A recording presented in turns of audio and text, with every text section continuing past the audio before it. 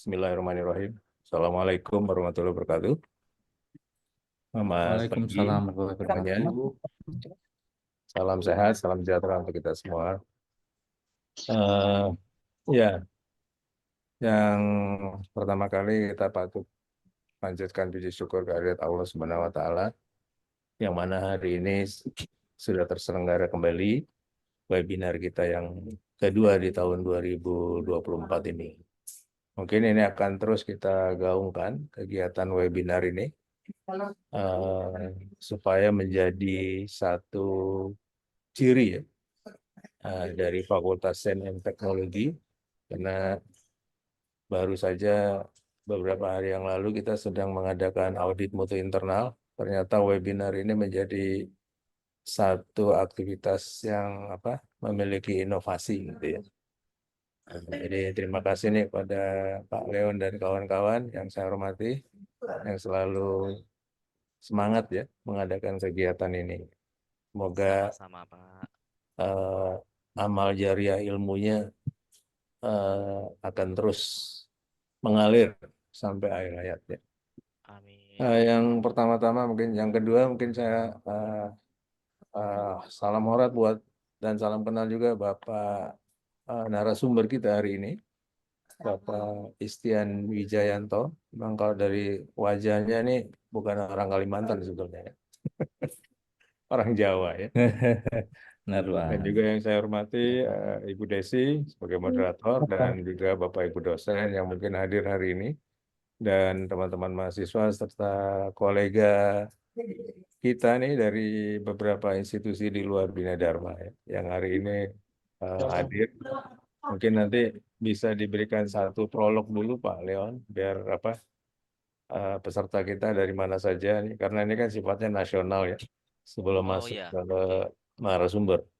Atau mungkin Terakhir nanti Ibu Desi lah boleh yang tapi ini, boleh, boleh. yang memberikan semacam prolog tadi ya. Iya, iya. Ya, kegiatan webinar ini seperti kita ketahui sebagai ajang untuk unjuk apa ya, untuk prestasi gitu ya, dari mungkin juga sharing pengalaman, sharing pengetahuan buat Bapak Ibu dosen atau juga kawan-kawan mahasiswa. Terus juga untuk sarannya juga memperkenalkan Bina Dharma ya ke masyarakat mungkin yang ada di luar Kota Palembang. Yang harapannya apa yang kita lakukan ini mendapat ridho dari Allah SWT, dan eksistensi kita eh, mendapat pengakuan ya, dari berbagai pihak yang mungkin sering mengikuti kegiatan webinar ini. Ya, di sini topiknya menarik ini, dasar-dasar K3 tentang pertambangan. Nah, mungkin Pak Istian, saya juga orang K3 nih, tapi saya bidangnya konstruksi. Ya, Eh, Pak. eh, jadi saya pernah mengikuti pendidikan magister untuk kesehatan masyarakat. Nah, bidang saya K3. Ya, kemarin sudah minta mengajar mata kuliah K3 sama Bu Desi, tapi belum dikasih-kasih gitu. Ya, lupa mungkin Bu Desi. Bu Desi sibuk ini ya, menyiapkan AMI. Baik, itu saja dari saya. Ada Pak ke depan. Ya, oke, mungkin nanti eh, kalau bicara K3 pertambangan memang harus, maksudnya kalau bicara K3 itu harus ahlinya ya. Nah, supaya spesifik dan memahami. Nah, mungkin saya juga akan coba mengikuti kegiatan webinar ini supaya tambah pengalaman juga. Itu saja yang bisa saya sampaikan. Selamat mengikuti webinar dan sekali lagi terima kasih banyak kepada Bapak narasumber. Ini nambah silaturahmi juga Pak. Jadi saya belum pernah Ya, Pak. lihat Pak Istianto nih, Pak Istian. Sorry. Jadi webinar Pak. ini jadi nambah silaturahmi. Dan nambah silaturahmi, nambah rezeki juga ya. Nah, rezeki sehat terutama. Amin. Siap, Baik, Pak. itu saja yang bisa saya sampaikan. Selamat mengikuti webinar dan semoga menambah pengalaman dan pengetahuan buat kita semua. Saya tutup. Wassalamualaikum warahmatullahi wabarakatuh. Waalaikumsalam warahmatullahi wabarakatuh. Terima kasih Pak Tata atas sambutannya. Baik Bapak Ibu, acara selanjutnya adalah penyampaian materi yang akan disampaikan oleh Bapak Istian Wijayanto sebagai pemateri kita hari ini dan Ibu Insinyur Christopher Desi Kusmindari MTIPM sebagai moderator acara. Sebelumnya izinkan saya membacakan kurikulum vitae dari moderator kita hari ini. Ibu Christopher Desi Kusmindari MTIPM. S1-nya adalah alumni dari Teknik Industri Universitas Atmajaya. S2-nya alumni Teknik Industri ITB yang sudah sertifikasi ahli muda K3, sertifikasi manajemen konstruksi, sertifikasi workload analysis, ahli TI pada proyek DID Tanjung Api-Api, peneliti dan penggiat UMKM, narasumber implementasi kurikulum LL Dikti Wilayah 2, dan beliau juga saat ini menjabat sebagai Ketua Program Studi Teknik Industri Universitas Bina Dharma. Baik, langsung saja acara kami serahkan kepada moderator Ibu Christopher Desi Kusmindari MTIPM untuk mengambil alih acara ini. Disilahkan Ibu Desi. Baik, terima kasih Rohima. Assalamualaikum warahmatullahi wabarakatuh. Suara saya kedengar Waalaikumsalam warahmatullahi jelas ya? Kita dengar Ibu. Ya. Oke, yang terhormat Bapak Dr. Uta Sutabri sebagai Dekan Fakultas Sains Teknologi, Bapak Asosiasi Profesor Leon Andretti sebagai Ketua Riset Group ya Pak ya, Riset Group yang TIK. Nah hari ini Pusat Riset TIK bekerjasama dengan Grup Riset Ergonomi dan Product Development di Teknik Industri Universitas Bina Dharma mengadakan Webinar Nasional 2024 series yang kedua.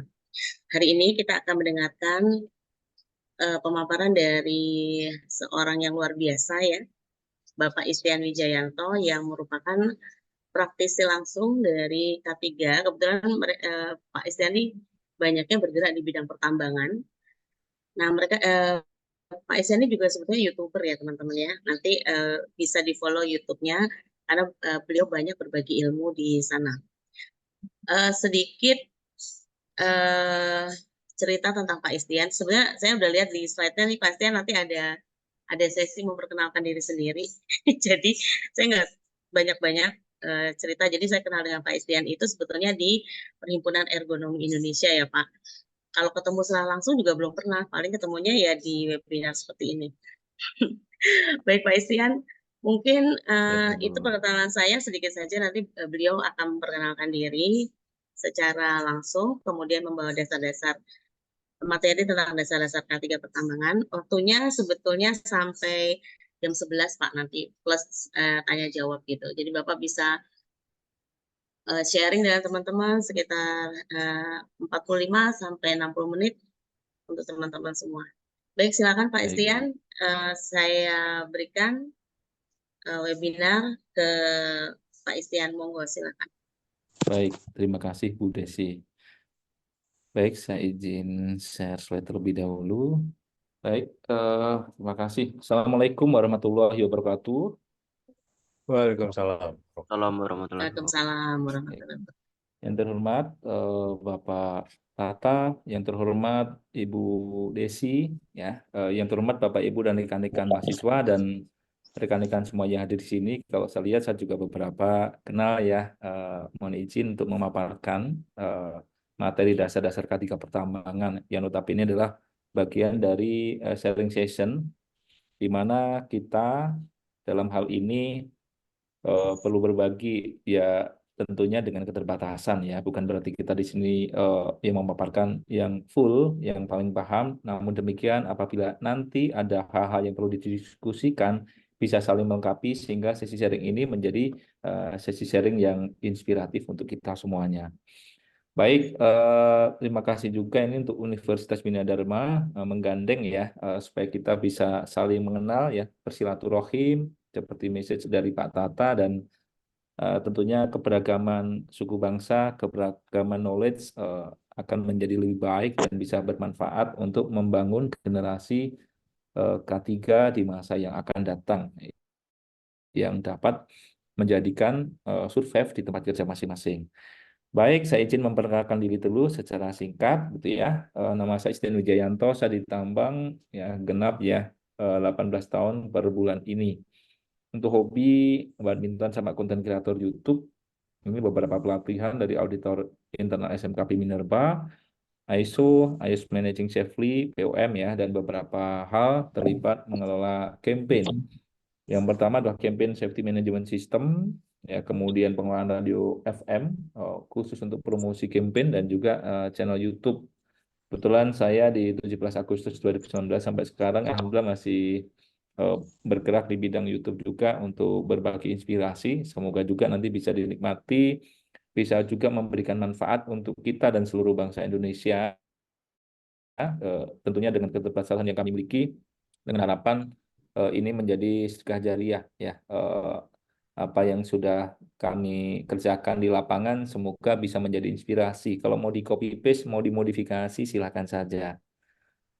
Baik, ini tambahan ya terkait dengan campaign, pernah jadi lomba Yuri ya, video APKPI tahun kemarin 2023, moderator untuk berbagai acara, seminar ya, baik dengan APKPI, WSO ataupun juga di internal, dan terproduksi satu paper dengan efektivitas kampanye K3 melalui media sosial yang kami present ke Perhapi kontes ya, atau eventnya Perhapi. Kemudian buku ini ada 2, kami masih join ya bareng-bareng. Alhamdulillah masuk ke dalam 100 tokoh K3 Indonesia, dan bersama Prof. Ima Ismara dari UNJ ini join untuk penyusunan buku psikologi teknologi dan K3L. Ya, ini di 2002 dan 2023. Untuk awarding di tahun 2023, The Concern APKPI Member Award terkait dengan aspek campaign yang sudah kita promote untuk safety manners. Baik, Bapak, Ibu, dan rekan-rekan, ini tadi sudah singgung sama Bu Desi gitu ya. Nah, ini sedikit memperkenalkan saja akun YouTube saya, Istian Wijayanto. Kurang lebih terproduksi sekitar 235 video gitu ya. Bapak, Ibu, dan rekan-rekan bisa berkunjung. Untuk practically kita buat playlist tersendiri supaya nanti berkunjungnya bisa pas sesuai dengan harapannya ya. Baik pekerjaan berisiko tinggi, tips kesehatan, training, materi pengawasan, dan lain-lain. Tentunya dalam bikin YouTube ini tidak sendiri juga ya, ada kolaborasi dengan rekan-rekan di komunitas ya, baik praktisi kesehatan, lintas industri, kimia, ataupun juga tambang, kaitannya dengan metode podcast ataupun juga video visualisasi ya. Kita coba buat dengan bahasa sederhana, semoga bisa menambah wawasan untuk kita. Karena temanya bukannya di tambang, ada sedikit tentang konstruksi gitu ya, tentang fatigue, keselamatan untuk masyarakat ya, edukasi ketiga keluarga, kita upayakan juga ke arah sana. Baik, outline-nya, harapannya dalam hal sharing session ini adalah kita memahami secara ringkas terkait dengan peraturan keselamatan pertambangan, K3 pertambangan, kesehatan kerja, SMKP secara ringkas, lingkungan kerja, serta keselamatan tambang tersendiri. Baik, itulah narasi singkat dan kami izin untuk memaparkan materi selanjutnya, yaitu terkait dengan peraturan. Tentunya Indonesia memiliki industri tambang yang cukup besar secara komoditi ya, untuk diekspor ke luar negeri dan juga digunakan di internal. Namun demikian, tambang merupakan industri yang padat modal, padat risiko, padat karya, sehingga untuk mengelolanya perlu diatur dengan peraturan agar presisi dan tidak memunculkan kegagalan ya, yang bisa berujung kaitannya dengan property damage, kerugian personil, akibat cedera, ataupun juga lingkungan. Bapak, Ibu, dan rekan-rekan, ini adalah beberapa peraturan secara mendasar ya. Untuk yang pertama adalah dari Undang-Undang Nomor 1 Tahun 70 tentang keselamatan kerja ya. Kemudian ini adalah hak ya kita, di sana ada hak dan kewajiban, sehingga kita wajib memahami dan melaksanakan tentang kewajiban kita ya. Kemudian berikutnya juga diatur tentang pengawasan K3, kemudian pembinaan, artinya di sini pemerintah membina, mengawasi dari kami di industri tambang. Kemudian juga di Permen 26 kita harus melaksanakan kaidah pertambangan yang baik dan pengawasan minerba. Di sana juga diatur secara spesifik. Kemudian di Kepmen 1827 ini adalah kami spill pengganti Kepmen 555K tahun 1995, di mana ini adalah pedoman pelaksanaan kaidah teknik pertambangan yang baik. Di sini secara spesifik bisa dilihat di lampiran 3 dan 4. Kemudian juga Kemen SDM nomor 1806 tentang penyusunan persetujuan RKAP dan laporan kegiatan usaha tambang. RKAP ini kita spill sedikit, itu rencana kerja dan anggaran biaya.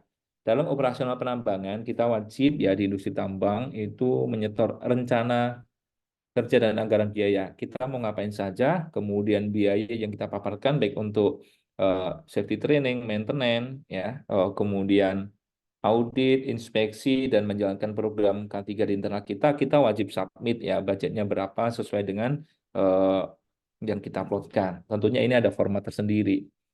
Kemudian Kepizin Minerba nomor 185 ini tentang petunjuk teknis ya pelaksanaan keselamatan pertambangan dan SMKP Minerba. Kemudian juga ada di sini Berkap Kapolri ya, ini terkait dengan pengendalian handak atau bahan peledak karena salah satu hal untuk tambang adalah adanya aktivitas peledakan sehingga kita perlu mendapatkan izin. Termasuk juga juknisnya di SK Dirjen Minerba nomor 309. Termasuk juga di dalamnya adalah penimbunan bahan bakar cair. Baik, nah kita coba lihat secara sederhana kaitannya dengan pelaksanaan K3 pertambangan.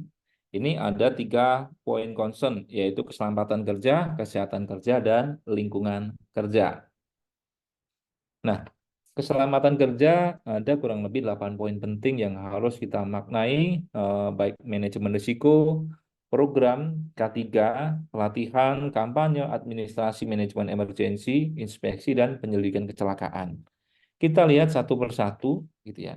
Manajemen risiko atau yang dikenal dengan HIRADC atau IBPR gitu ya. Ada hal yang penting untuk kita lakukan di sana. Sebelum memulai proses, idealnya kita melakukan komunikasi dan konsultasi yang melibatkan para pemangku kepentingan, baik itu warga setempat, pemerintah, ya. Kalau kita di kontraktor, ya kita harus berkonsultasi kepada customer atau pemilik IUP untuk mendapatkan arahan supaya risk assessment ini bisa clear. Tentunya dari sini nanti akan muncul ya bagaimana menetapkan konteks batasan risikonya seperti apa, mengcover isu internal dan eksternal. Barulah kita mengidentifikasi ya sumber bahaya yang ada di tempat kerja. Lalu kita nilai risiko ya apakah medium, high atau risk-nya low gitu ya. Tentunya dengan menilai seluruh aktivitas. Baru setelah kita nilai, kita kendalikan. Dengan metode eliminasi, substitusi, rekayasa, ataupun administrasi yang terakhir adalah APD. APD yang paling bawah ya, karena kalau dihitung-hitung matematika nilainya paling murah. Tidak hanya itu saja, kalau dirasa dari penilaian risiko ini masih tinggi, maka kita bisa membuat kontrol tambahan. Termasuk juga manajemen risiko yang tertuang dalam dokumen IBPR ini bukan hanya dokumen sakti ya, artinya sekali dibikin tapi tidak pernah direview. Kita harus memantau, karena hasilnya manajemen risiko ada beberapa hal ya, contohnya kita harus membuat prosedur, kita harus membuat kontrol khusus, misalkan pengawasan pekerjaan gitu ya, membuat surat izin kerja gitu ya, dan juga dipantau. Dipantau artinya apakah efektivitasnya sudah memadai atau tidak. Dalam hal ini untuk pemantauan, in case contohnya terjadi kecelakaan di tempat lain gitu ya, terjadi kasus ban meledak, kita harus mereview aktivitas kita terkait dengan penanganan ban alat berat gitu ya. Bagaimana tentang identifikasi bahaya, prosedurnya ya, kemudian sumber bahaya yang lain, metode kerjanya, terus kemudian bagaimana peralatannya, pelatihan atau kompetensi personil, apakah kita perlu upgrade gitu ya, sehingga adalah manajemen risiko ini menjadi live dokumen yang bisa direview. Momennya kapan? Satu, apabila terjadi kecelakaan di tempat kita ataupun di tempat lain. Baik, kita lihat ya. Nah ini sekali lagi ya untuk IBPR atau risk assessment ini outputnya adalah mendapatkan masukan ya. Kemudian bagaimana kita mendapatkan strategic planning untuk memitigasi resiko dan ini menjadi concern bersama. Ya. Tentunya Hiradisi ini ada toolsnya ya Hiradisi, dan kita perlu susun dengan tim ya. Jadi bukan hanya teman-teman safety ya, tapi ini adalah tanggung jawabnya pemilik proses, penanggung jawab proses. Safety secara umum memfasilitasi. Namun demikian, kita perlu tetapkan personil yang kita ajak untuk melakukan risk assessment itu memiliki pelatihan atau juga kompetensi operasional atau maintenance, termasuk juga pelatihan ya Hiradisi, karena ini salah satunya adalah bagaimana melakukan teknik penilaian risiko dan mengendalikan risikonya. Based on sistem, kapan Hiradisi ini perlu dikaji? Ada secara standar yang bisa menetapkan setiap tahun. Barangkali ini adalah standar internalnya. Ya. Ada instruksi khusus misalkan, atau adanya peraturan baru. Contoh, Kepri Minerba 185 mewajibkan adanya auditor internal SMKP, maka kita tambahkan di sana.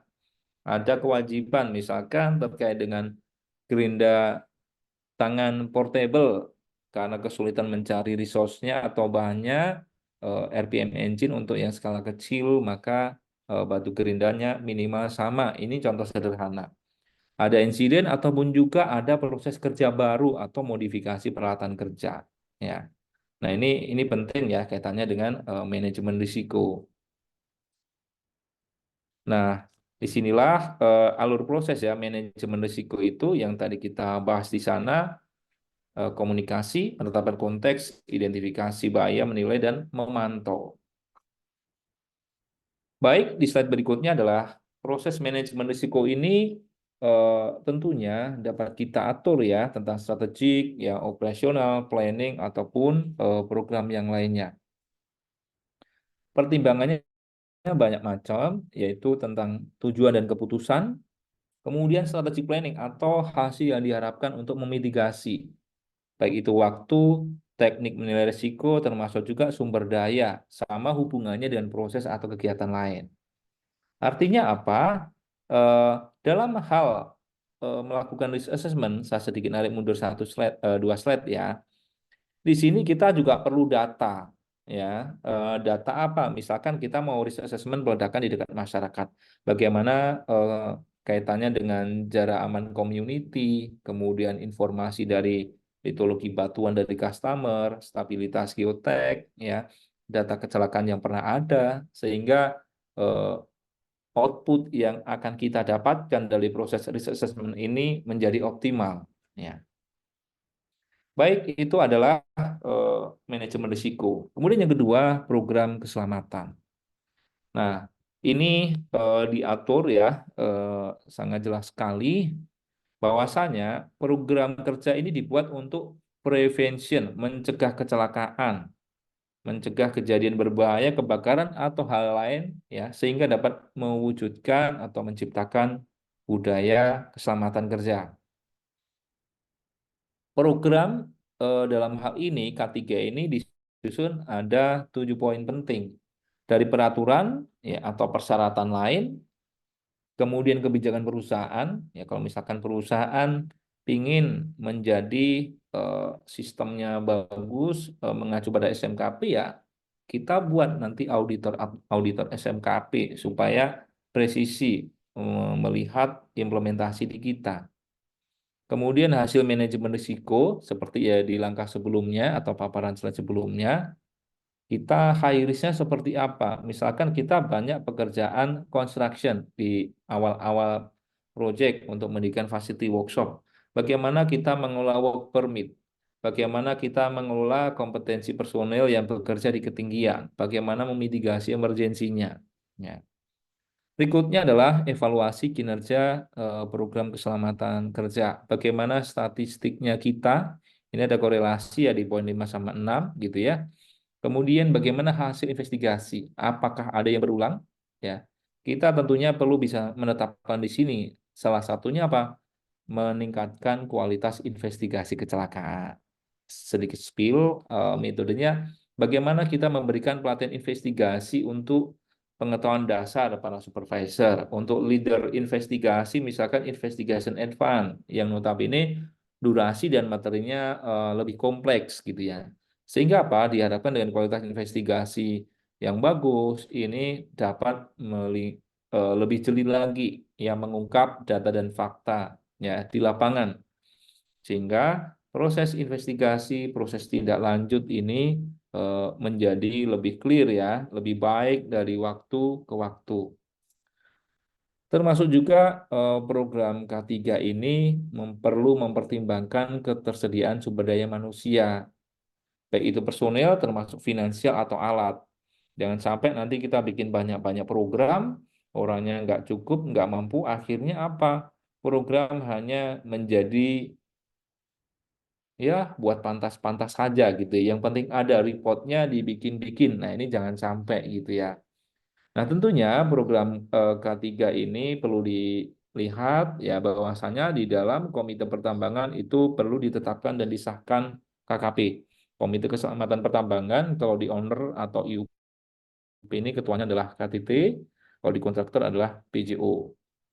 Tentunya program ini juga harus diukur ya, terukur targetnya berapa untuk misalkan untuk memastikan prosedur kerja aman dilakukan observasi, targetnya adalah satu pengawas melakukan 1 kali observasi dalam 1 minggu. Itu contoh sederhana ya. Sehingga ini dipantau secara periodik ya. Kalau di praktek di industri ada pemantauannya yang lewat bulanan, monthly report, ada juga yang quarterly. Nah ini silahkan disesuaikan di organisasi masing-masing. Tidak lupa pula ya untuk pendidikan umat ya kaitannya dengan pelatihan, maka kita harus atur terkait dengan pelatihan K3. Nah, di peraturan ini sangat jelas bahwasannya yang diminta adalah kita harus menetapkan melalui training analisis ya bagaimana untuk pekerjaan karyawan baru. Yang kedua, pekerja tambang untuk tugas baru, misalkan dumping di disposal high risk, bekerja di atas atap, ya atau pekerjaan berisiko tinggi yang lain. Pelatihan untuk menghadapi bahaya, gitu ya. Pelatihan penyegaran tahunan, gitu ya. Tentunya hal ini disesuaikan dengan kegiatan karakter di tambang masing-masing, ya jenis sama risikonya, serta mengacu kualifikasi atau yang kompetensi yang diatur yang ditetapkan oleh KAID, itu ya. Nah, tentunya kita based on requirement tersebut kita wajib membuat need analisis yang kita harus susun bersama, biasanya dengan melibatkan HR, kemudian pimpinan di departemen. Kebutuhannya apa? Kebutuhan pelatihan. Idealnya kalau secara bagusnya kita survei dari peraturan masing-masing. Peraturan pemerintah gitu ya, peraturannya customer sehingga ini presisi. Termasuk setelah membuat TNA, kita juga menyiapkan resources ya, personilnya, trainer yang berkompeten, berikut kompetensinya. Ya, personilnya seperti apa disiapkan, dibekali, ya silabusnya juga diatur dan tidak lupa ya semuanya tetap perlu dana. Training ini penting untuk apa? Membentuk kalau dalam organisasi secara umum itu skill, knowledge, sama attitude. Saat skill, knowledge, attitude itu komplit di blending dengan bagus, ini diharapkan pekerjaan bisa berjalan optimal. Tentunya training ini perlu dievaluasi dari waktu ke waktu. Kembali ke training, artinya kita dalam TNA tadi juga perlu dipertimbangkan ya tugas dan tanggung jawab atau kewenangan seseorang seperti apa. Dan juga tentunya manajemen yang punya sistem ya tentang people development, kita arahnya karir path-nya mau kemana, sehingga perlu diplotkan ke sana. Dari aspek pekerja, kita perlu lihat kompetensi khusus yang diperlukan. Plan sama aktualnya seperti apa. Tidak lupa pula dalam hal ini perlu dipantau ya pemenuhan pelatihannya. Ya. Kenapa perlu dipantau? Ya ini adalah tanggung jawab untuk pengembangan, tanggung jawab kompetensi gitu ya. Jangan sampai nanti personil atau karyawan kita bekerja dengan kompetensi yang tidak memadai, ada insiden, nah, kita ternyata belum komplit ya nanti miss-nya atau kesalahannya ada di manajemen. Ini sederhana tapi tidak boleh diabaikan. Kemudian berikutnya adalah pendidikan bukan hanya di tempat kerja, di Minerba ini diminta ya. Pendidikan dan pelatihan terkait dengan on the job dan off the job safety, artinya di luar pekerjaan. Bapak Ibu dan rekan-rekan, mengapa ini penting diatur? Saat di luar bermasalah, ada insiden, tidak dapat pengetahuan yang cukup, bisa saja terjadi masalah. Contoh naik motor, nggak pakai helm, jatuh, kepalanya cedera berat, karyawan kita tidak bisa bekerja secara optimal. Perusahaan juga harus menanggung biaya pengobatan. Maka penting untuk diatur eh, edukasi, misalkan edukasi keselamatan berkendara di jalan umum, edukasi tentang pencegahan kebakaran di rumah tangga. Nah, kalau di Minerba ini diatur dan diminta karyawan dan keluarganya juga diberikan edukasi ke sana dan diminta secara keseluruhan gitu ya. Kemudian dalam hal pemantauan dan evaluasi program pendidikan, kita juga wajib menetapkan targetnya. Targetnya berapa? Misalkan kuartal 3 ini supervisor 80% sudah memiliki kompetensi pengawas operasional pertama misalkan. Hal ini penting ya, kalau saya coba capture dari best practice di teman-teman industri dan mining, ini akan menjadi syarat ya kenaikan posisi gitu ya. Ini penting sebelum menjadi supervisor, ini harus lengkap dulu pelatihan POP-nya, contoh gitu ya. Supaya apa? Jangan sampai kita menugaskan personel nggak punya kompetensi, ada masalah dari aspek leadership. Nah, ini akan kurang bagus.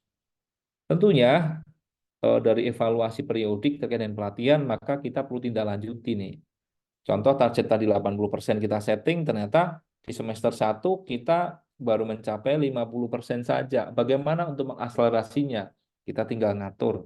Bagaimana teman-teman di kepala departemen ini mengatur alokasi personilnya. Si trainernya atau IO-nya ya mengatur kapan waktunya supaya ketemu match ya. Sehingga ini menjadi hal yang berkelanjutan dan right man in the right place. Baik, berikutnya di poin ketiga adalah keempat adalah kampanye keselamatan. Nah, kampanye ini juga penting, bahwasanya substansi campaign itu adalah menyampaikan pesan ya dari seseorang atau organisasi kepada yang dituju. Tujuannya adalah untuk menyamakan persepsi atau pemahaman tentang apa. Ini berikut ada beberapa poin penting nih, seperti peraturan dan perundangan, ya, kemudian keterkaitan dan integrasi program keselamatan secara umum, pengenalan dan pemahaman tentang hambatan atau isu safety di tambang, hasil evaluasi kinerja, hasil inspeksi atau level kompetensi. Ya, ini hal-hal sederhana yang kita bisa kampanyekan. Kemudian campaign ini harus terencana atau dilaksanakan, dibuat jadwalnya, disiapkan materinya, disiapkan pematerinya, supaya nanti efektif. Jangan sampai nanti kita sudah melakukan safety talk, tidak ada evaluasi, tidak ada materi, ya hanya berlalu begitu saja. Ini akan bahaya kaitannya dengan persepsi tentang aturan keselamatan di tempat kerja. Tentunya bisa banyak macam, upacara keselamatan, seminar atau workshop, ya seperti ini, lomba di bulan K3 atau penghargaan implementasi safety, bisa juga poster, banner, ataupun juga pembuatan video, gitu ya. Sedikit saya share untuk best practice, saya pernah juga bikin di satu tempat saya project untuk pekerjaan berisiko tinggi, dibuat videonya, dipakai untuk training awal karyawan masuk, refreshment datang cuti, dan kalau kita observasi atau pengawasnya, kita menemukan teman-teman yang tidak aman, maka kita bisa tarik dari pekerjaannya, masukkan ke ruangan, kita refresh terlebih dahulu, gitu ya. Atau kegiatan lain yang menggugah kesadaran keselamatan pertambangan. Ada juga best practice yang lain untuk kampanye saat ini, karena sosial media dan teknologi bagus, bisa menggunakan video, bisa menggunakan YouTube, TikTok, ataupun media yang lain, sehingga efektif, mudah diterima, ada visualisasinya. Dan apa sih saat persepsi bagus yang diharapkan? Ini akan membawa perilaku aman. Saya paham yang benar.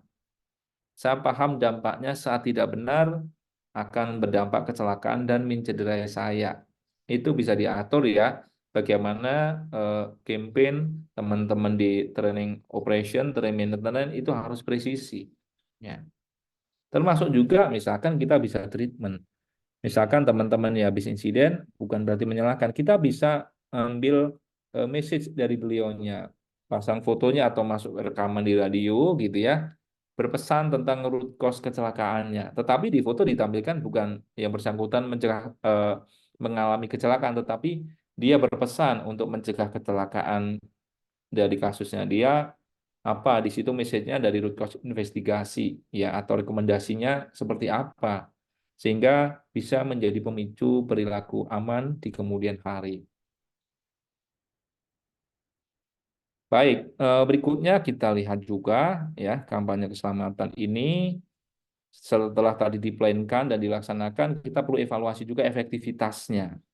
Seberapa efektif campaign yang kita lakukan tentang pemahaman karyawan, ya, kemudian audiovisualnya atau kualitas pesan, gitu ya. Baik, berikutnya emergency management kita juga perlu atur ya, bagaimana campaign prosedur darurat, ya, respon emergency dan lain-lain. Inspeksi kita juga bisa lakukan campaign terkait apa? Parameter kerja aman, parameter lingkungan kerja, gitu ya. Termasuk juga campaign dari investigasi ini hasil dari investigasi atau resume atau insiden recall. Baik, berikutnya di poin kelima adalah administrasi keselamatan pertambangan gitu ya. Nah, di sini banyak hal yang bisa kita lihat, ada 7 poin penting. Buku tambang inilah ilustrasinya. Buku tambang ini buku yang disiapkan dari Minerba, ini dipegang oleh KTT, Kepala Teknik Tambang.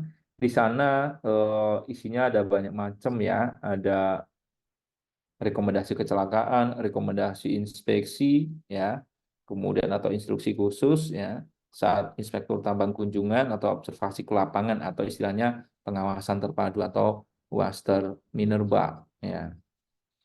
Kemudian ada juga dokumentasi KB kejadian berbahaya, KPTK sama PAK. Kemudian pelaporan keselamatan kerja, RKAP ini adalah RKAP ya, rencana kerja dan anggaran biaya. Kemudian administrasi yang lain adalah prosedur. Artinya untuk mengelola keselamatan pertambangan kita harus ada prosedur. Prosedur ini harus kita kolek, ya kita buat secara sistem, termasuk bagaimana mengkomunikasikan kepada teman-teman. Pengelompokan dokumen bisa banyak macam tergantung dari struktur organisasi. Ada dokumen level 1, 2, 3, 4. Misalkan berawal dari kebijakan level 1 gitu ya. Dan seterusnya. Termasuk juga tadi karena kita di atas disinggung kompetensi, maka kita juga wajib melaporkan ya laporan pemenuhan kompetensi dari plan yang sudah kita lakukan di organisasi. Nah, artinya apa? Pelaporan-pelaporan ini ada formatnya tersendiri, harus dikontrol ya.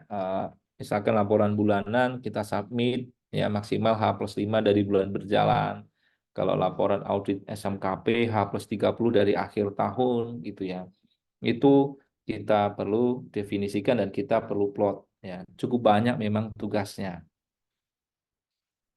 Baik, berikutnya adalah emergency management. Ini ada 5 poin penting terkait kedaruratan. Bagaimana kita mengidentifikasi, mencegah, siaga, merespon, dan juga recovery. Detailnya di slide berikut ini. Poin yang pertama, ini di lampiran 3 ya, Captain Minerba nomor 185. Kita harus melakukan identifikasi bahaya dari setiap aktivitas ya, dengan aspek keparahan, pengaruh operasional. Mohon maaf, minum sebentar. Nah, kemudian dari sini kita secara umum gitu ya, ini segala macam identifikasi potensi ini disurvei bareng, melibatkan tim emergency response, tim operation, tim maintenance gitu ya. Nanti outputnya apa? Berupa buku ya, buku panduan ya penanganan keadaan darurat, bagaimana kalau terjadi kecelakaan, jatuh dari ketinggian, tersengat listrik, apa yang harus dilakukan. siapa pihak yang dihubungin di sana, idealnya harus ada daftar panggil orang pertamanya siapa nih, tim emergency response ya, atasannya sampai pimpinan tertinggi organisasi. Tentunya kita bertindak sesuai dengan kewenangan yang posisi kita di mana kita berada. Ya. Berikutnya adalah pencegahan keadaan darurat. Dalam hal ini kita perlu susun gitu ya untuk menghilangkan atau mengurangi kemungkinan kondisi emergensi. Baik itu kebijakan, organisasi tentunya punya kebijakan bagaimana pencegahan emergensinya. Kemudian kita bisa lakukan inspeksi dan audit kaitannya dengan emergency equipment, ada juga perawatan gitu ya. Kemudian di poin ketiga, kesiapsiagaan darurat. Artinya ini kita harus merencanakan ya, kemudian tingkat kategori ya, sarana dan prasarana termasuk tenaga teknis. Requirement minimum. Yang pertama adalah kita wajib menyediakan deteksi dini keadaan darurat.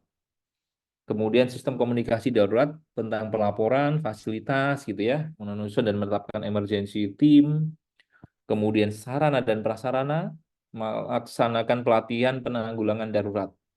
Nah, poin penting untuk pelatihan penanggulangan darurat adalah untuk tim rescue, kemudian kita pun juga perlu mengidentifikasi contoh fire warden atau first responder ataupun juga CPR, pekerja di lapangan sesuai dengan shift-nya, setiap area kerja juga perlu dihitung.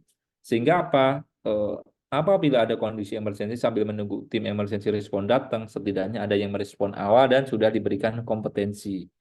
Hal ini penting untuk meminimalkan keparahan akibat kondisi emergensi yang dialami tim kita saat bertugas. Termasuk juga di SMKP Minerba, ini kita diminta melakukan simulasi emergensi atau emergency drill. Ini 2 kali dalam setahun. Ya. Ini untuk memitigasi bagaimana menilai ya drillnya case by case ya, untuk menilai kesiapan baik tim emergency response, tim medis ya, tim pengawas lapangan ya, supervisor area ataupun juga fasilitas, termasuk juga respon komunikasi apabila mendapatkan panggilan. Mengapa ini penting? Saya coba pelajari dari berbagai kasus kecelakaan tambang di tanah air dan juga luar negeri.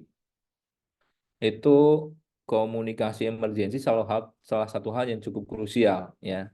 Maka penting kita harus menyediakan sistem komunikasinya seperti apa. Fasilitas radio, kemudian kata-kata atau kata sandi permintaan bantuan emergency response gitu ya. Itu penting ya. Sarana dan prasarana juga wajib juga ya kita siapkan. Baik, next adalah terkait dengan respon keadaan darurat. Nah, respon adalah kegiatan apabila terjadi emergensi untuk meminimalkan keparahan, baik alat ya ataupun juga personil. Hal penting poin di sini adalah penanganan awal ini sangat penting, sangat kritis ini menentukan keberhasilan penyelamatan. Kuncinya adalah timnya terlatih, ya diberikan kompetensi, kemudian manajemen penanganan darurat, ini ada sistem komunikasi emergensi juga sama kerja tim. Ya, jadi kita nggak bisa sendiri. Oke, next berikutnya yang kelima terkait dengan emergency management adalah pemulihan. Pemulihan ini kita harus atur recovery supaya semuanya terkondisikan. Ya, kaitannya dalam hal ini untuk estimasi kerugian, ya pembersihan lokasi, kemudian pemulihan dan laporan pemulihan pasca emergensi. Ya, di sini penting tim recovery ini adalah tim yang kompeten ya, perlu kita atur yang satset juga komunikatif gitu ya, pembersihan operasi recovery, termasuk investigasi ya kondisi darurat, perkiraan dampak kerugian atau laporan pasca pemulihan. Ini penting supaya apa? Kita bisa mempelajari dari kasus kecelakaan yang ada. Baik, berikutnya ini adalah inspeksi keselamatan. Inspeksi adalah salah satu hal ya, poin penting untuk menilai kondisi fisik di tempat kerja. Saat kondisi fisik bagus ya insya Allah nanti yang lain-lain akan lancar gitu ya. Cuman kita perlu lihat ya inspeksi ini perlu diatur strateginya bagaimana secara menyeluruh area gitu ya. Kita coba lihat tahapan kunci dalam proses inspeksi ini. Menurut Cap Dirjen Minerba ada 6 ya. Yang pertama persiapan. Kita mau inspeksi, kita harus paham terkait dengan prosedur, standar ya, lengkapi dengan checklist alat ukur termasuk juga dokumentasi atau catatan kecil. Di sini penting di dalam poin 1 adalah mengapa kita wajib memahami standar supaya saat nanti inspeksi kita tidak asal menuliskan ya. Kita paham requirement minimalnya ya, sehingga saat menyarankan ya kalau ada temuan kita kali informasinya tentang pemahamannya seperti apa. Kalau belum ya kita sampaikan ya, kita refresh lagi sehingga minimum requirement-nya clear. Baik, berikutnya yang kedua adalah perencanaan inspeksi. Nah, tentunya program inspeksi ini dijadwalkan ya. Bisa juga sewaktu-waktu ataupun juga diatur bagaimana cakupan area sama fokus yang diinspeksi. Misalkan inspeksi area workshop untuk minggu 1, area kedua area construction, minggu ketiga jalur hauling, dan lain-lainnya. Ini penting diatur supaya keterpaparan area dan risiko dijamah oleh manajemen sebagai bukti kontrol pengawasan. Dalam hal berikutnya langkah ketiga, pelaksanaan inspeksi ini tentunya harus ada ya. Kemudian kita perlu lihat lagi bagaimana area-area yang kita punya ini diatur ya, dapat dikunjungi setiap waktu oleh pengawas. Kita pun juga manajemen juga perlu kontrol berlapis untuk memastikan kontrol yang dilakukan oleh supervisi divalidasi. Berikutnya yang keempat adalah rekomendasi dan tindak lanjut. Artinya saat melakukan inspeksi tadi ada satu step terlebih dahulu. Kita verifikasi ya, apakah benar kondisinya, apakah benar situasinya, kita tanya permasalahannya seperti apa. Sehingga rekomendasinya kita bisa dengan efektif sesuai dengan root cause ya. Bukan mencari salah gitu ya. Jangan sampai nanti saat kita mencari salah, inspeksi cenderung menyalahkan teman-teman di lapangan, baik itu pengawas, pekerja, tidak akan open mind. Ya. Baru berikutnya adalah dievaluasi ya dari tahapan-tahapan tadi, dan yang terakhir bagaimana kita melaporkan dan menyebarluaskan di input ke sistem, nanti dievaluasi ya pemenuhannya, close out dari tindak lanjut inspeksinya seperti apa ya. Tentunya dari inspeksi ini bisa jadi muncul ya strategi pelatihan baru, inspeksi baru, sertifikasi peralatan atau pengawasan khusus atau treatment khusus, atau juga mungkin muncul prosedur baru. Misalkan selama ini ternyata manajemen belum mengontrol itu. Baik, yang ke-8 adalah penyelidikan kejadian berbahaya. Sebelum ke sana, saya izin akan memutarkan video untuk refreshment. Baik, saya izin untuk memutarkan video. Mohon izin, Bu Desi, apakah sudah muncul di layar ya? Sudah Pak, sudah. Oke, saya izin cek sound dulu. Ya, sudah kedengaran. Sudah kedengaran ya. Baik, saya repeat lagi. Oke, kita putar. Ini adalah sedikit kami sampaikan, ini adalah video insiden ya. Nanti kita akan lihat apa pembelajarannya. Mungkin nanti habis video ini di tengah-tengah saya cut ya, kira-kira bisa sambil komen Bapak Ibu dan rekan-rekan, kira-kira penyebab kecelakaannya apa supaya ada komunikasi interaktif. Baik, saya izin untuk memutarkan. At about 3:30 a.m. on 23rd of July 2018, a mine worker was driving an unloaded Caterpillar dump truck along a haul road at the Bulga open cut mine towards an intersection. The road and the intersection were not illuminated. The driver saw a grader, another dump truck, and a water cart at the intersection. The driver stopped to give way to the other vehicles in accordance with the mine's road rules. Another mine worker was driving a second unloaded Caterpillar dump truck along the same haul road. He noticed that the truck ahead was coming to a stop. The driver lifted his foot from the accelerator to allow his truck to slow with the intention of stopping behind the truck.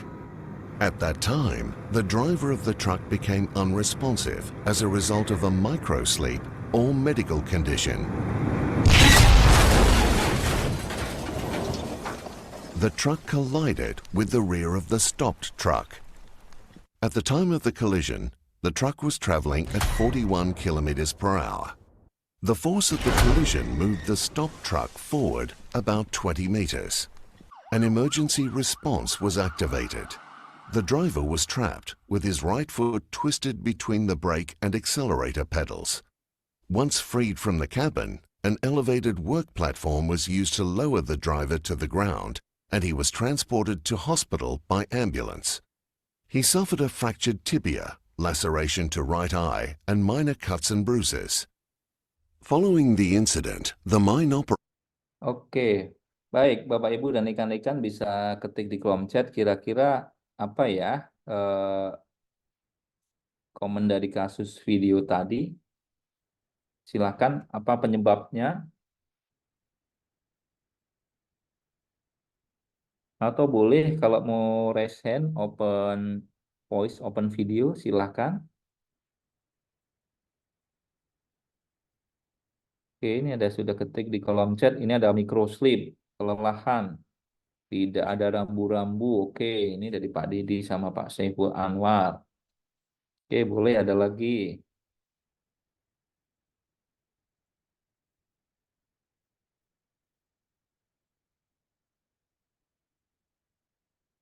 Pak Ali boleh kalau mau komen. Pak Ali Armadi, ini ada fatigue, oke. Pencahayaannya kurang. DT berhenti tidak pada tempatnya. Oke, penerangan lampu yang terbatas. Good. Oke, ya, masalah keluarga dari Pak Lili ini. Terima kasih Pak Lili. Baik, Bapak Ibu, ini izin ya, kami share slide lagi untuk meneruskan supaya tidak penasaran. Apa sih root cause-nya? Baik, saya coba putar lagi videonya. Ini untuk dari hasil analisis ya, dari investigasi. Poin pentingnya dalam hal ini kami menayangkan salah satunya adalah poin pembelajaran bagaimana kita saat terjadi insiden ini perlu salah satu metode komunikasi atau campaign yaitu insiden recall. Ini salah satu bentuk dalam bentuk visualisasi video. Baik, Bapak Ibu dan rekan-rekan kita lihat ya, kita putar lanjutannya.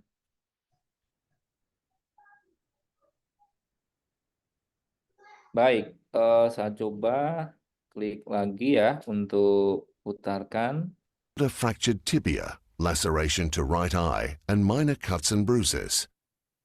Baik, di poin ini sedikit saya ingin menjelaskan bahwasanya saat terjadi insiden itu akibatnya kompleks ya. Retak bisa cederanya cukup waktu lama untuk recovery. Saya juga pernah menangani kasus yang sama karena serpihan tulangnya patahnya cukup banyak, recovery-nya 2 tahun gitu ya.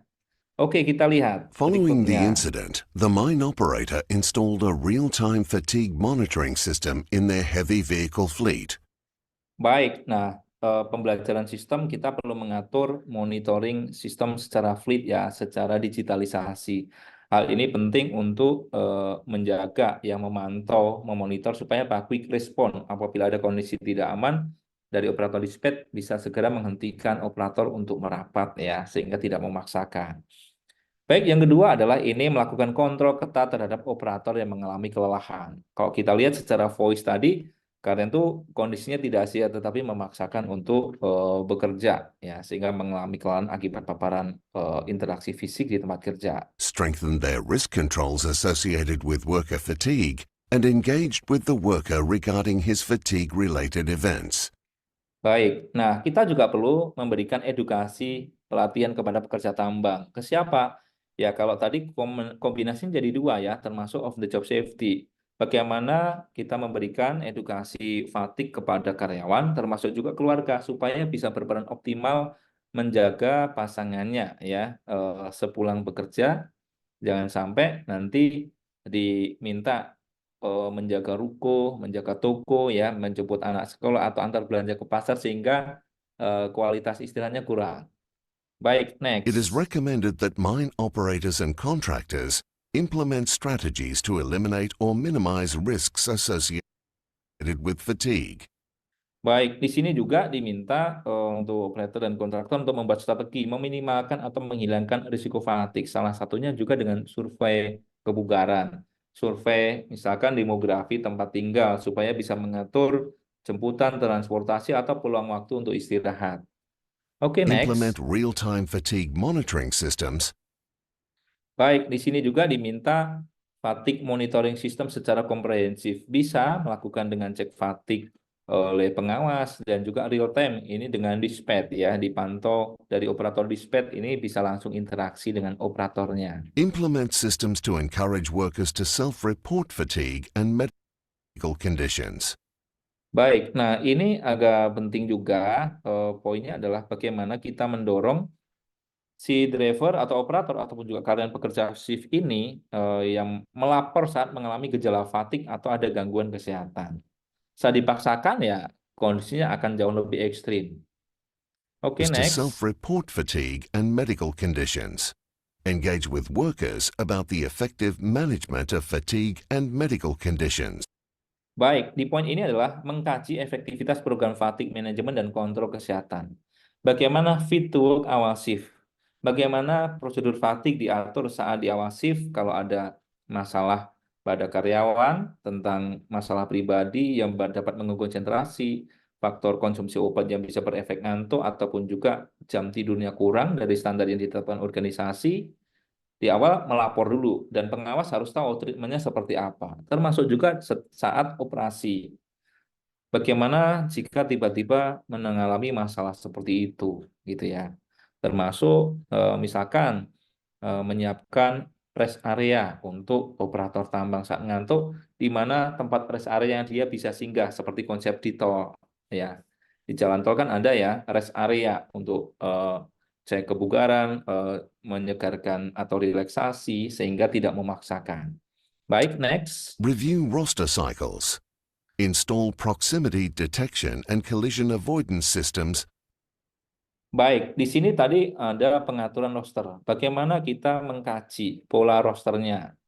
Berapa jam? Ya, kalau perusahaannya sudah settle, pasti membuat kajian, menyajikan kepada advisor atau tim ahli ahli tidur gitu ya, ahli riset tertentu. Contohnya dalam Fletcher ya, saya dulu pernah melakukan di 2009. Konsultasi kita menyajikan data pola kerjanya, pola istirahat minimumnya gitu ya, sama komponen-komponen yang berpengaruh nanti akan muncul ya resultnya, rekomendasi shiftnya seperti apa sesuai dengan pola existing shift kerja kita. Termasuk menginstal collision avoidance system. Nah, ini teknologi juga pasti juga perlu biaya. Saat ada objek di depannya, bagaimana kendaraan ini mengalami perlambatan supaya tidak menabrak seperti video tadi. On mobile plant. It is recommended that workers report to their supervisors when they are fatigued and avoid undertaking high-risk tasks. Report any medical condition that may affect their level of fatigue and work with their employer to implement effective risk control measures. For more Baik, nah poin penting juga adalah self-control ya. Teman-teman bekerja shift saat mengalami gejala seperti apa yang dia harus lakukan. Baik, itu adalah learn listen. Diharapkan visualisasi video juga ini dapat memberikan inspirasi kita atau mungkin nanti bisa difasilitasi di organisasi atau mungkin di forum yang sesuai supaya apa? Bisa menjadi pembelajaran dan di industri bisa mengambil pelajaran supaya ke depan kasus kecelakaan yang sama tidak terulang kembali. Baik, demikian untuk narasi kaitannya dengan video. Saya izin melanjutkan untuk pengantar ya, materi berikutnya. Berikutnya adalah investigasi atau penyelidikan kecelakaan. Ini kecelakaan dan kejadian berbahaya diselidiki ya. Ini tentunya melibatkan dari Minerba, ya. Kalau melibatkan inspektur tambang, ini berdasarkan pertimbangan kepala inspektur tambang atau kepala dinas atas nama KAID. Harus segera dilakukan ya dalam waktu tidak lebih dari 2 kali 24 jam. Artinya ini lebih cepat lebih baik supaya apa? Data dan fakta ini original ya tidak dicampurin gitu ya. Dan tim ini adalah tim independen untuk melakukan investigasi dan analisa sesuai dengan kewenangannya. Termasuk juga kewajiban kita adalah menyusun, menetapkan, dan mendokumentasikan terkait dengan prosedur ya penyelidikan dan kejadian berbahaya. Artinya organisasi harus mengkreat bagaimana prosedur ini mengkomunikasikan awal jika terjadi kecelakaan, rujukan, dan segala macam, ini sangat-sangat penting. Ya, artinya apa? Di sini sudah di state ya gitu ya. Bagaimana pelaporan awal, bagaimana pengamanan lokasi dan barang bukti, bagaimana membentuk tim, bagaimana tahapan penyelidikan. Ya, ini hal krusial yang tidak boleh terlewat. Saat tim nggak kompeten misalkan, nah ini akan muncul kesenjangan, kualitas investigasi nggak bagus, tidak rinci, maka bisa saja kasus kesalahan yang sama terulang kembali, termasuk juga tahapan penyelidikannya ya, ini harus komprehensif gitu ya. Baik, berikutnya di sini penyelidikan kecelakaan dan kejadian berbahaya. Dalam hal kepentingan penyelidikan kecelakaan dan KB, maka kita nggak boleh mengubah keadaan tempat kecelakaan kecuali untuk memberikan pertolongan pertama pada korban. Ya. Dalam hal dianggap perlu untuk kepentingan pekerjaan, maka ini lokasi dapat diubah dengan izin KAID. Ya. Yang meminta adalah KTT, bukan kita inisiatif sendiri. Ya. Tentunya KAID atau kepala dinas atas nama KAID atau orang yang ditunjuk ini ada concern-concern tersendiri. Ya. Jika boleh ya kita amankan tapi dengan batasan dan dikontrol ya. Jika tidak boleh ya kita artinya apa? Bisa memindahkan jalur lalu lintas yang melintas di sana supaya apa? Tempat kecelakaan ini otentik, pasti ada message tersendiri dari kebijakan yang diambil dari Minerba. Baik, berikutnya ini sedikit menjelaskan tentang unsur kecelakaan tambang ya. Dinyatakan sebagai kecelakaan tambang ini minimal ada 5 kriteria, yaitu terjadi di wilayah pertambangan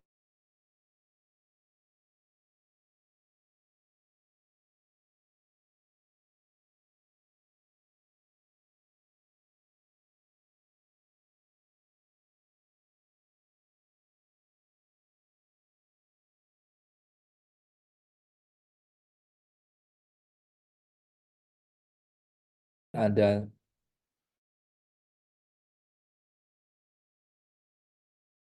3, yaitu cedera ringan. Cedera ringan ini pekerja tambang akibat kecelakaannya tidak mampu melakukan tugas semula lebih dari 1 hari dan kurang dari 3 minggu, termasuk hari Minggu dan hari libur. Yang kedua, cedera berat. Ini menyebabkan karyawan atau pekerja tambang tidak mampu melakukan tugas semula selama lebih dari sama dengan 3 minggu, termasuk hari Minggu dan hari libur. Kemudian menyebabkan pekerja cacat tetap. Kemudian di luar A sama B ini tidak tergantung waktu tetapi mengalami kondisi berikut ini. Retak tulang tengkorak, tulang punggung, pinggul, lengan bawah sampai ruas jari, kemudian lengan atas ya paha sampai ruas jari kaki dan lepas tengkorak bagian wajah. Pendarahan di dalam atau pingsan akibat kurang oksigen, ini contohnya untuk pekerjaan confined space gitu ya. Luka buka atau terkoyak yang dapat menyebabkan ketidakmampuan tetap. Sendi lepas di mana sebelumnya tidak pernah terjadi atau repetitif ya. Tahun kemarin kejadian, sekarang kejadian di tempat yang sama. Dan yang terakhir adalah kecelakaan berakibat mati. Ini menyebabkan pekerja tambang mati akibat kecelakaan tersebut. Poin ini di poin yang ketiga ini tidak diatur waktunya. Kalau dulu di Kepmen 555K yaitu yang dibilang mati adalah 1 kali 24 jam ya maksimal dari kejadian awal.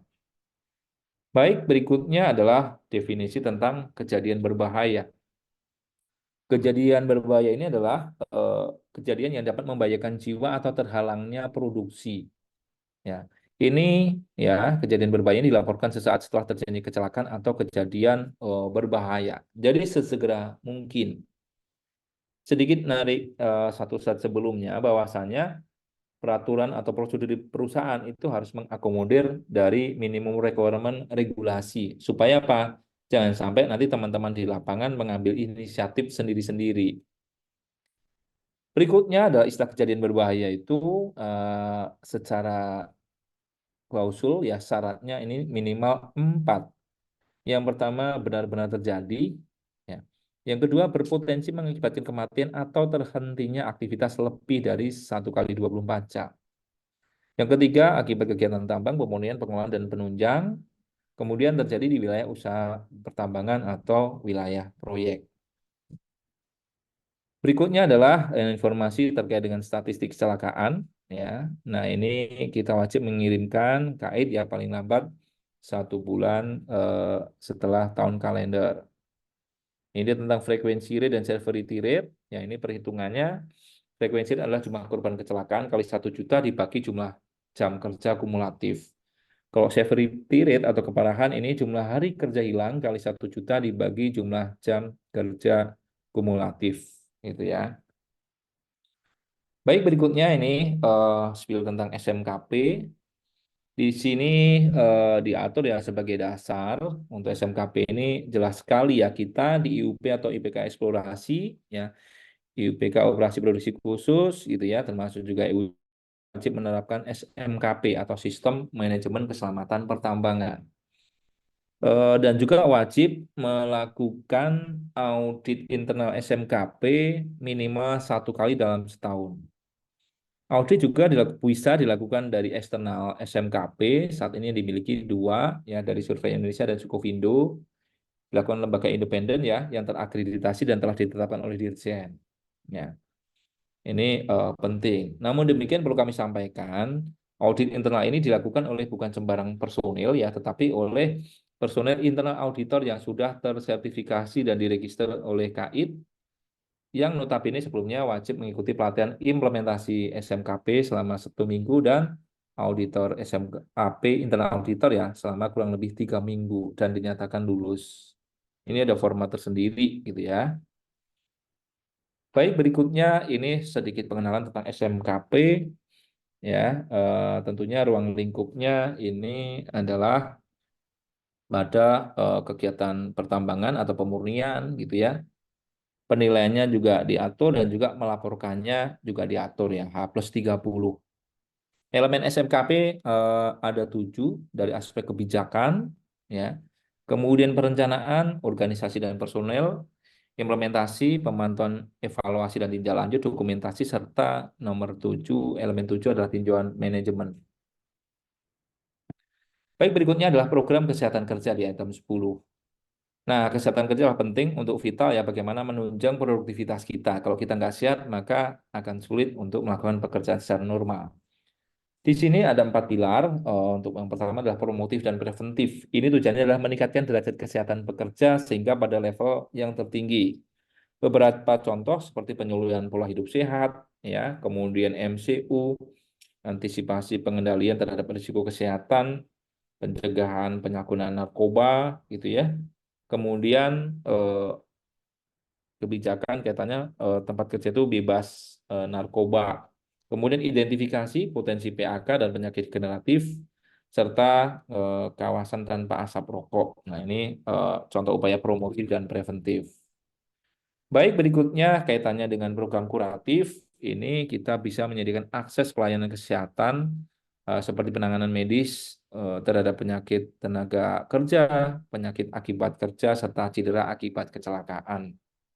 Artinya ini penanganan setelah kejadian. Kemudian penanganan medis ya, yaitu ada penanganan gawat darurat gitu ya, untuk wilayah pertambangan gitu ya, dan juga rujukan sesuai dengan tingkat keparahannya. Untuk rehabilitatif ini untuk artinya apa? Upaya rehabilitasi atau recovery untuk pekerja yang mengalami sakit akibat kecelakaan ataupun penyakit ya, bisa pemulihan atau juga perawatan secara berkala. Pelayanan rehabilitasi dibimbing oleh dokter perusahaan yang kompeten ya dari bagian HR dan pemegang izin serta atasan. Baik, berikutnya program kesehatan yang lain untuk pertambangan, pelayanan kesehatan. Nah, bagaimana kita memberikan pelayanan kesehatan kepada karyawan kerjasama dengan rumah sakit rujukan ya, atau membuat klinik ya, bisa saja ya, pos P3K gitu ya. Kemudian pengelolaan pekerja tambang pada tempat yang memiliki risiko tinggi. Contoh bagaimana program kesehatan untuk food handler, untuk welder gitu ya. Kemudian kita juga wajib melakukan pengelolaan rekaman data kesehatan atau database MCU. Jadi habis MCU dipantau nih resultnya seperti apa, dikelola, mana yang kritikal, dikontrol, perlu rujukan, orangnya ditarik dari pekerjaan, dirujuk dan dimonitor sampai tuntas. Jangan sampai nanti yang bersangkutan tidak terpantau sehingga muncul kejadian di lapangan dan kolaps ya, sehingga bisa berdampak ke KAPTK atau kejadian akibat penyakit tenaga kerja. Kemudian ada juga fatigue ya, manajemen kelelahan untuk pekerja shift, baik itu mekanik, operator atau yang lain-lain ya. Perlu diatur manajemen shift, bagaimana pengelolaan istirahat, contohnya pengawasan ya, kesiapan fit to work ataupun juga fasilitas apabila teman-teman mengalami kurang bugar di lapangan. Kemudian juga di sini ada juga sarana program kesehatan kerja yang lain, yaitu penyelenggaraan layanan kesehatan, bisa berupa perlengkapan atau ruangan P3K atau sarana penunjang lain seperti APD atau alat evakuasi. Kemudian kualifikasi sarana layanan kesehatan. Layanan gawat darurat tentunya perlu diatur gitu ya. Ada pelayanan pratama, ini cakupannya medis dasar ataupun umum ataupun juga khusus gitu ya. Kalau utama mencakup darurat. Kemudian medis dasar, pelayanan spesialis, tentunya ini disesuaikan dengan risiko yang ada. Nah, ini contoh klasifikasi pelayanan gitu ya, berdasarkan tingkat keterisoliran rendah. Nah, ini jarak tempuh dari Tampang ke rumah sakit kurang dari 60 menit. Kemudian pelayanan pratama ya antara 60 sampai 120 menit, kalau utama lebih dari 120 menit. Penyelenggaraan kesehatan bisa diatur sendiri, disediakan oleh perusahaan, kemudian kerjasama dengan tenaga kesehatan, atau bersama-sama dengan pemegang IUP atau IUPK, join. Ya, bisa saja ini dilakukan. Berikutnya adalah kaitannya dengan P3K, ya kita harus menyiapkan kompetensi untuk fasilitas ya personil untuk melakukan P3K di setiap kelompok kerja, pendidikan dan pelatihan P3K, kemudian juga kotak P3K. Nah, ini contoh checklist ya untuk isi kotak P3K sesuai dengan jumlah pekerja. Next, pencegahan keletihan atau kelelahan, yaitu ya, ini tentang identifikasi, pelatihan, shift ya, pola atau gilir kerja, termasuk penilaian tingkat kelelahan di awal dan saat bekerja yang tadi sudah kita sampaikan pasca penjelasan video kecelakaan. Kemudian rekaman data kesehatan, ya ini direkam dari awal ya, riwayat pekerjaan, ya kemudian indikator kinerja sama data pemeriksaan lingkungan kerja ya sebagai upaya pengelolaan kesehatan. Kemudian berikutnya juga ini tempat kerja yang berisiko tinggi, artinya kita perlu mensurvei, perlu risk assessment. Kemudian kita juga perlu berikan pemahaman tentang tata cara aman, bisa berupa SOP atau guideline atau code of practice ya. Kita sampaikan kepada pekerja dan kita pantau melalui inspeksi, observasi dan pemantauan lingkungan kerja. Kemudian memastikan untuk efek dari pekerjaan itu ada pemeriksaan khusus dan akhir. Kemudian bila ada efek merugikan maka pekerja diberikan pelayanan kuratif atau rehabilitatif sesuai dengan rekomendasi tenaga kesehatan. Kemudian yang lain lagi adalah hygiene dan sanitasi, kita perlu menyiapkan ya seperti toilet ya, wastafel, kemudian untuk kebersihan ya ada housekeeping ya, termasuk juga pengelola housekeeping, tempat sampah dan juga ruang ganti pakaian serta kamar mandi. Kemudian yang lain terkait dengan ergonomi, kita perlu survei ergonomi untuk ditambang, untuk kegiatan baik itu operator, teman-teman mekanik gitu ya, menyiapkan sarana dan prasarana untuk menunjang supaya nyaman bekerja, misalkan menggunakan slipper untuk mekanik yang bekerjanya ngolong-ngolong gitu ya. Kemudian menyesuaikan prosedur kerja dengan kapasitas kerja serta perlengkapan penunjang. 3 poin kunci terkait dengan aspek ergonomi yaitu tugas yang repetitif, kemudian penggunaan tenaga berlebih, atau postur yang berulang ataupun canggung. Efeknya apa? Ini bisa muncul musculoskeletal disorder. Nah, ini perlu disurvei, perlu dimitigasi bagaimana prosedur, peralatan, dan juga pengawasannya, supaya tidak muncul masalah gangguan tulang belakang.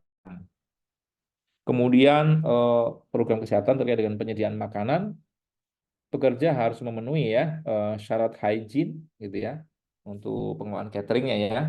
Diberikan pelatihan, proses penyediaan makanan juga diawasi ya menggunakan HACCP gitu ya.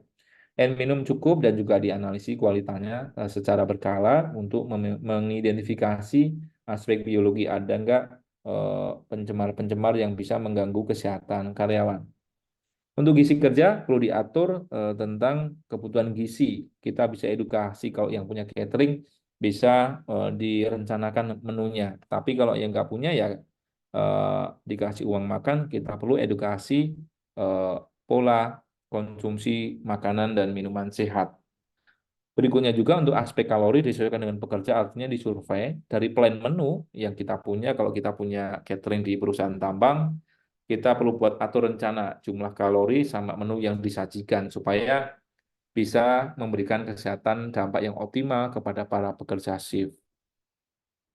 Kemudian diagnosa PAK tentunya perlu diatur tentang prosedur gitu ya, identifikasi hal-hal yang bisa menimbulkan PAK. Ini refernya adalah Perpres nomor 7 gitu ya tahun 2019. Kemudian PAK ini kontribusinya ada faktor pajanan, sistem target organ, dan kanker akibat kerja. Penetapan PAK oleh dokter perusahaan berdasarkan hasil pemeriksaan dan pembuktian sebab akibat antara penyakit dan lingkungan kerjanya. Setelah didiagnosa PAK, maka dokter wajib menginformasikan 1 kali 24 jam kepada KTT atau PTL. Penyelidikan semua penyakit dalam waktu tidak lebih dari 2 kali 24 jam. Kemudian seperti setiap pekerja, ini wajib mematuhi prosedur untuk mencegah penyakit akibat kerja. Kemudian program kesehatan yang lain yaitu MCU di awal, berkala, khusus, atau akhir ya bagi yang mau pensiun. Pengelolaan lingkungan kerja artinya ini diukur ya. Kalau mengukur internal ya harus ada hygiene muda, ahli hygiene muda, ini ada pelatihannya khusus. Ini yang diukur cukup banyak ya, dari debu, kebisingan, getaran, pencahayaan, sama kualitas udara, iklim kerja, radiasi, faktor kimia, biologi, dan kebersihan lingkungan kerja. Nah, dalam hal pengelolaan lingkungan kerja ini wajib menunjuk petugas hygiene industri yang berkompeten. Tentunya adalah hygiene muda, kompetensi minimumnya gitu ya. Lakukan identifikasi bahaya, menerapkan dan mendokumentasikan SOP, serta mengevaluasi secara berkala. Mensosialisasikan termasuk juga ya memasukkan program pengelolaan lingkungan kerja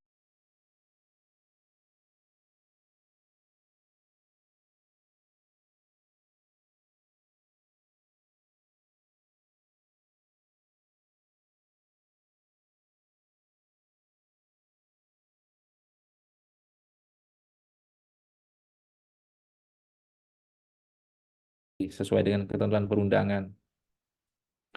Kemudian keselamatan pertambangan. Nah, di sini kewajiban kita apa? Membuat daftar sarana dan prasarana. Contohnya ini ya instalasi. Kemudian untuk alat ya, alat penunjang, alat berat, alat angkat ini di register KO ya best practice-nya. Berikutnya adalah untuk sistem pemeliharaan kita juga harus atur bagaimana mekanisme perawatan atau maintenance ya. Kita perlu menyiapkan prosedur maintenance dan menyiapkan sumber daya, termasuk membuat program jadwal pemeliharaan, PM check ya, preventive maintenance, servis 250, 500, 1000 gitu ya, sampai overhaul atau midlife overhaul gitu ya. Mengapa ini penting di dalam keselamatan pertambangan? Untuk mencegah kerusakan ya. Kemudian alat selalu siap pakai, PA-nya bagus ya. Kemudian long life, dan juga untuk meminimalkan cost ya. Kalau kaitannya sudah diidentifikasi awal dengan program backlog, nanti diatur. Ini beberapa contoh schedule maintenance ya. Schedule maintenance ini sudah kejadian. Kalau preventif ya ada periodic maintenance, ada harian, mingguan, atau bulanan. Kalau prediktif ini berdasarkan analisa tren perilaku mesin atau condition base. Ini kita bisa secara umum dari maintenance planning, ini ada data yang bisa ditarik dari VHMS ya, Vehicle Health Monitoring System. Sehingga ini bisa mencegah kerusakan secara dini melalui program internal yang dikorelasikan dengan meeting manajemen, apakah ada potensi misoperasi sehingga kita perlu treat operatornya, kita perlu observasi lokasinya, atau kita perlu pemasangan rambu penggunaan speed untuk meminimalkan contohnya adanya netral costing gitu ya. Baik, berikutnya adalah kita perlu lihat sistem pemeliharaan SPIP, ya, sarana dan prasarana atau instalasi, ya. Kemudian dievaluasi hasil pelaksanaan pemeliharaan, ya. Tindak lanjut dari hasil evaluasi ini untuk peningkatan perawatan alat yang bagus supaya PA-nya tetap bagus dan mendukung kelancaran operasi. Tentunya untuk meminimalkan kecelakaan juga gitu ya. Kemudian berikutnya adalah kelayakan sarana dan prasarana, instalasi dan peralatan tambang. Nah, artinya poin ini penting supaya alat layak, maka perlu dilakukan pengujian. Salah satunya mekanisme commissioning gitu ya. Perlu disiapkan tenaga teknisnya, dibekali kompetensinya, diakses ya. Kemudian database-nya diatur ya, dan juga dievaluasi dari waktu ke waktu melalui observasi kondisi fisik di lapangan, baik spot observasi, audit, ataupun juga inspeksi. Baik, berikutnya untuk keselamatan pertambangan kaitannya dengan evaluasi laporan hasil kajian teknis. Nah, kajian teknis itu kalau kita melakukan perubahan atau modifikasi terhadap proses sarana atau prasarana atau instalasi, ini harus disampaikan kepada KAID. Apa concern-nya apabila perubahan kaitan dengan spesifikasi alat, fungsi, atau peralatan tidak peralatannya gitu ya. Contoh modifikasi berikut ini ya, merubah dari dump truck OB menjadi fuel truck. Nah, ini harus dikaji bagaimana stabilitasnya, proteksi terhadap fire gitu ya, kemudian akses tangga, kemudian kompetensi personil, bagaimana operator diberikan pelatihan hydrocarbon and waste management, dan juga pemadaman api supaya saat terjadi emergency bisa quick response. Contoh yang lain adalah perubahan ya, penambahan hangerboard ya di atas vessel, modifikasi bucket. Kita perlu melibatkan pabrikan ya supaya analisisnya bagus dan meminimalkan kerusakan. Baik, demikian untuk paparannya. Kami kembalikan kepada Ibu Desi untuk mengatur sesi berikutnya. Terima kasih. Ya, terima kasih Pak Istian. Wah, kalau cerita tentang tambang ternyata banyak banget ya Pak, dari awal sampai akhir ya. Dari bagaimana Betul, kita harus Ibu. mengidentifikasi resikonya sampai bagaimana mengatur dari semua segala segi untuk kesehatan pertambangan ya, mulai dari pekerjanya, alatnya, sampai lingkungan kerjanya juga ya Pak ya. Baik Betul, Bapak Ibu. Ibu, kita kalau sampai jam 11 kita masih punya waktu sekitar 15 menit, 10, 8 menit lah. 18 menit lah, 20 menit untuk tanya jawab. Ini kebetulan sudah ada pertanyaan di kolom chat. Bapak Ibu nanti yang mau bertanya boleh raise hand. Kemudian nanti saya bisa dibuka. Kayaknya mic-nya bisa dibuka sendiri.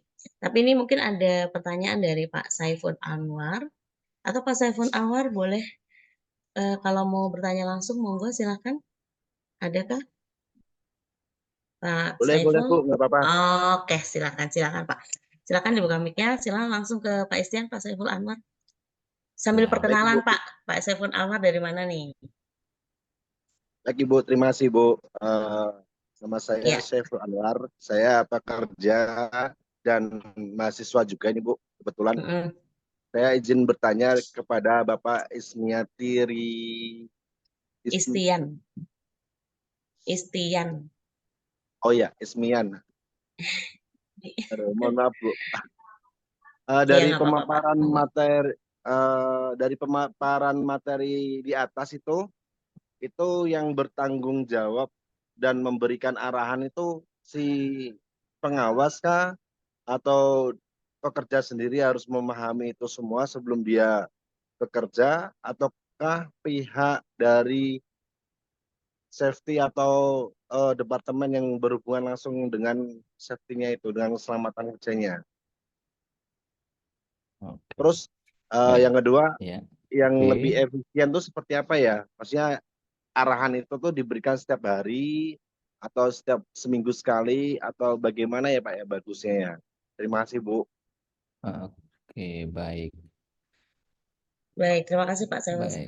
Silakan Pak Istian. Oke, baik. Izin menjawab, Ibu ya. Oke, untuk pertanyaan pertama dari Pak Saiful Anwar gitu ya. Nah, dalam hal operasional tambang itu yang paling bertanggung jawab adalah kepala teknik tambang.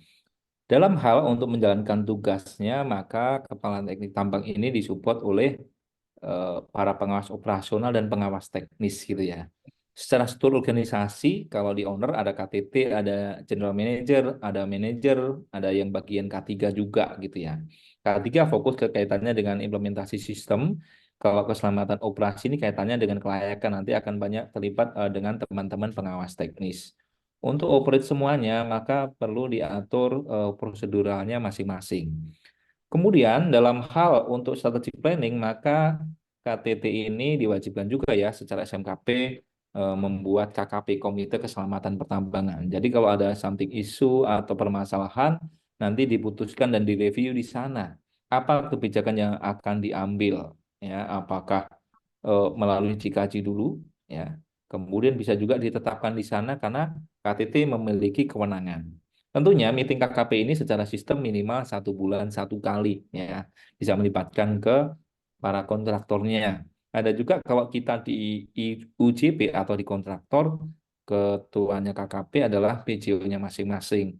PJO ini bisa melakukan meeting ya, ada format khususnya ya. Salah satunya adalah update informasi, kemudian eh, peraturan yang terbaru, insiden recall gitu ya, ada perubahan manajemen disampaikan. Sehingga apa? Ini masing-masing closed loop nih ya prosesnya dikawal ya, ada masing-masing organisasi yang menaungi. Jika ada hal-hal yang perlu dikomunikasikan, misalkan kita perlu berkonsultasi dengan Minerba, ada peraturan baru, maka kita bisa mengundang melalui bimbingan teknis ya sesuai dengan case yang relevan supaya mendapatkan arahan ya dalam proses setelah mendapatkan BIMTEK, maka kita bisa menjalankan nih apa petunjuk yang spesifik supaya mengakomodir dari peraturan yang ada. Itu untuk pertanyaan pertama. Kemudian yang kedua, saya izin nanya supaya mempertegas saja, Pak. Untuk arahan yang dimaksud, apakah safety talk atau safety meeting atau seperti apa ya, Pak ya? Pak Saiful. Halo? Ya Ya. ya ya, dengar. Arahan seperti kayak mungkin safety talk dan lain sebagainya lah Pak. Oke. Itu tuh bagusnya efisiennya tuh diberlakukan setiap hari kah atau gimana ya Pak ya? Supaya si pekerja ini bisa Oke. memahami si Oke. masalah keselamatan ini tadi Pak. Baik-baik. Oke. Makasih Pak Terkopi. Jadi di dalam SMKP ada aspek penting yaitu komunikasi keselamatan pertambangan. Poin penting organisasi harus menetapkan dalam sebuah prosedur, Pak, baik itu KTT ataupun juga PJO.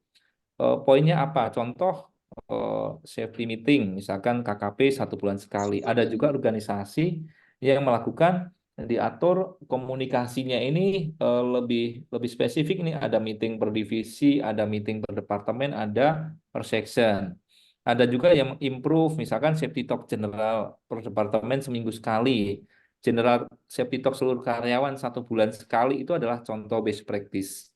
Nah, jadi organisasi harus menetapkan ini Pak dalam hal prosedurnya, termasuk dokumentasi.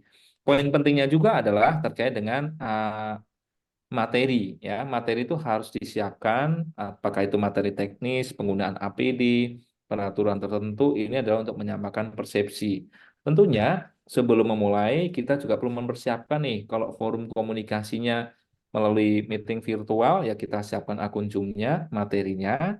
Kalau komunikasi safety talk-nya ataupun juga plus pembagian kerja, ini kalau di safety talk-nya kalau saya coba izin share ya variasi, ini adalah kita bisa safety talk practice dilakukan di dalam ruangan, in class misalkan 1 bulan sekali, atau teman-teman ada yang menyebut safety day gitu ya, buat materinya ringkas ya, sekilas 10 slide, kemudian puterin video, baru nanti ada diskusi dan tanya jawab dan arahan tertentu kalau kita mau spesifik program, itu juga bisa jadi salah satu best practice. Kalaupun dikemas lagi secara kreatif di lapangan, kita bisa praktekkan nih, misalkan seminggu sekali. Yang lain pembagian tugas sama instruksi kerja enggak apa-apa gitu ya. Kalau mau spesifik bertematik bisa. Contoh safety talk di Departemen Maintenance kita peragakan. Misalkan minggu 1 safety talk dengan tema cara pengecekan dan penggunaan tabung gas oksi dan asetilen. Minggu kedua bekerja di ruang terbatas. Nanti narasumbernya kita bisa atur dari supervisornya, tim emergency response, dari safety gitu ya. Sehingga itu menjadi sebuah komunikasi yang efektif. Kalaupun nanti Pak Saiful Anwar perlu support juga di akun YouTube saya juga ada ya. Nanti tinggal search aja Istian Wijayanto spasi safety talk. Di sana ada best practice Pak safety talk tentang cara eksekusi, tentang materi apa saja yang kita bisa paparkan. Itu bisa dikunjungin channelnya sama seperti nama saya. Mungkin itu Pak Saiful Anwar untuk menjawab pertanyaan Bapak.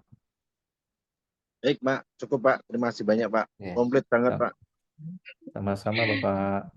Oke, baik. Terima kasih Pak Saiful Anwar. Teman-teman mahasiswa atau Bapak Ibu yang lain ada yang mau tanya? Oh iya, silakan Mbak Ajeng Kartika Putri yang sudah raise hand, boleh dibuka mic-nya. Iya.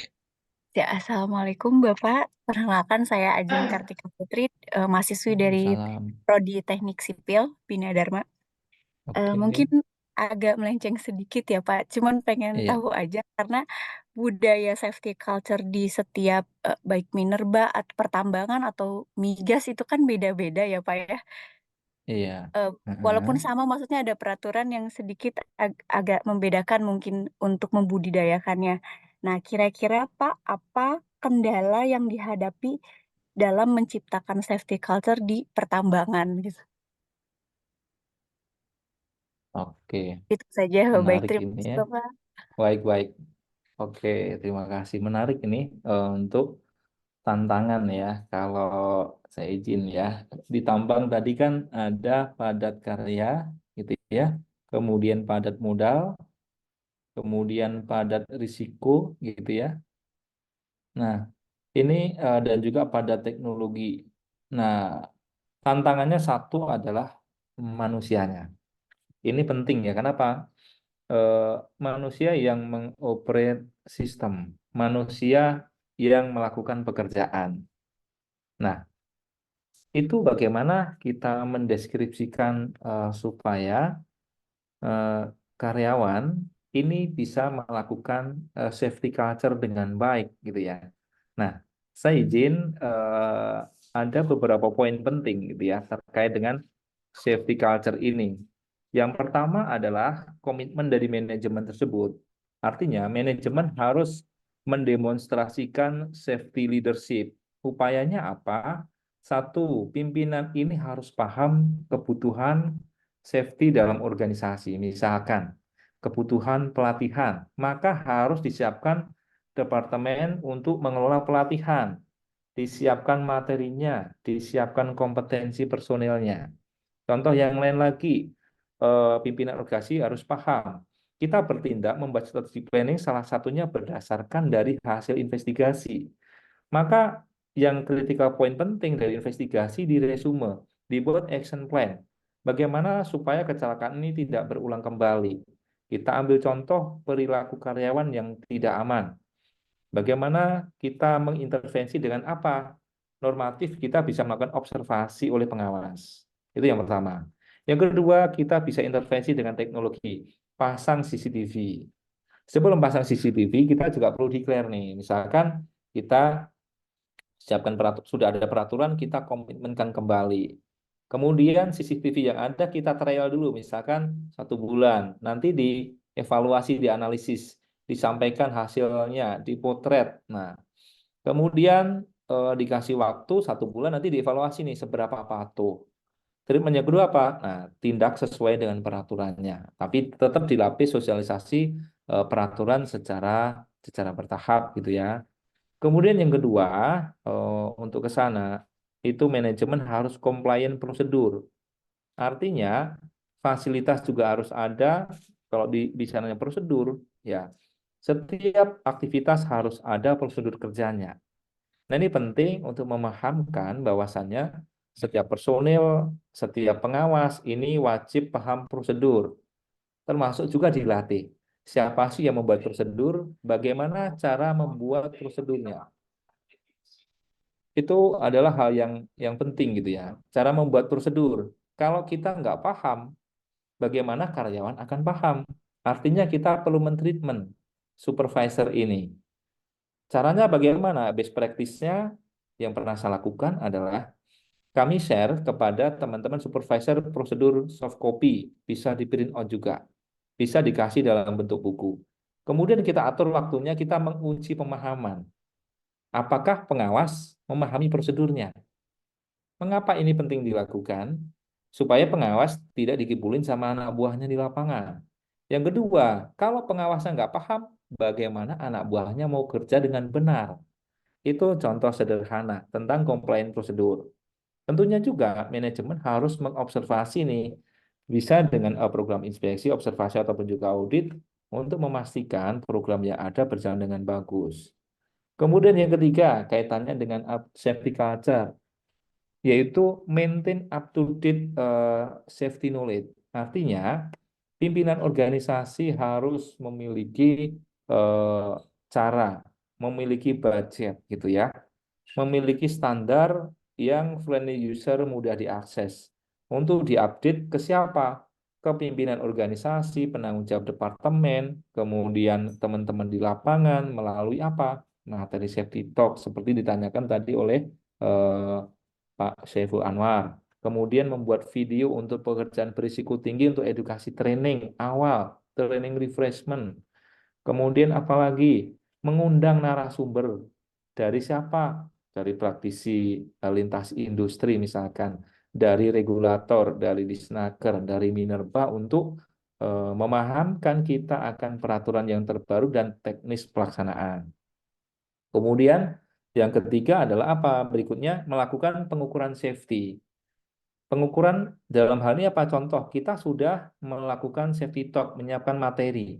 Kita ukur pemahamannya. Kita bisa survei pakai Google Form ya. Before sama after-nya seperti apa. Kemudian selain itu juga yaitu kita harus menginformasikan dan melaporkan insiden, hazard, dan risk. Salah satunya melalui metode edukasi safety melalui insiden recall. Gambarannya tadi sempat kita putar dalam video. Selain itu, kita juga melakukan safety campaign. Safety campaign ini harus di-create oleh personel yang punya kompetensi yang mumpuni. Artinya apa? Dalam menyusun materi tidak hanya sekedar copy paste atau mengetik. Ngambil dari prosedur, ngambil dari shop manual, alat, mengambil dari code of practice perusahaan, ngambil dari aturan pemerintah, ada visualisasi dalam bentuk gambar, ya, bisa dituangkan dalam audio visual seperti video, itu salah satu contoh gitu ya, bagaimana menge-create itu.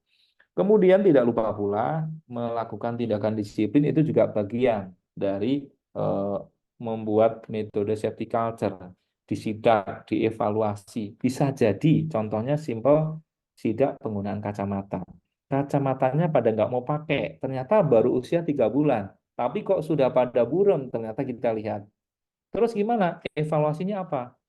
Apakah kita perlu menyiapkan tools untuk merawat kacamata seperti cairan ya, contohnya cairan UV untuk pembersih. Atau yang kedua, menyiapkan wadah untuk kacamatanya supaya tidak gores.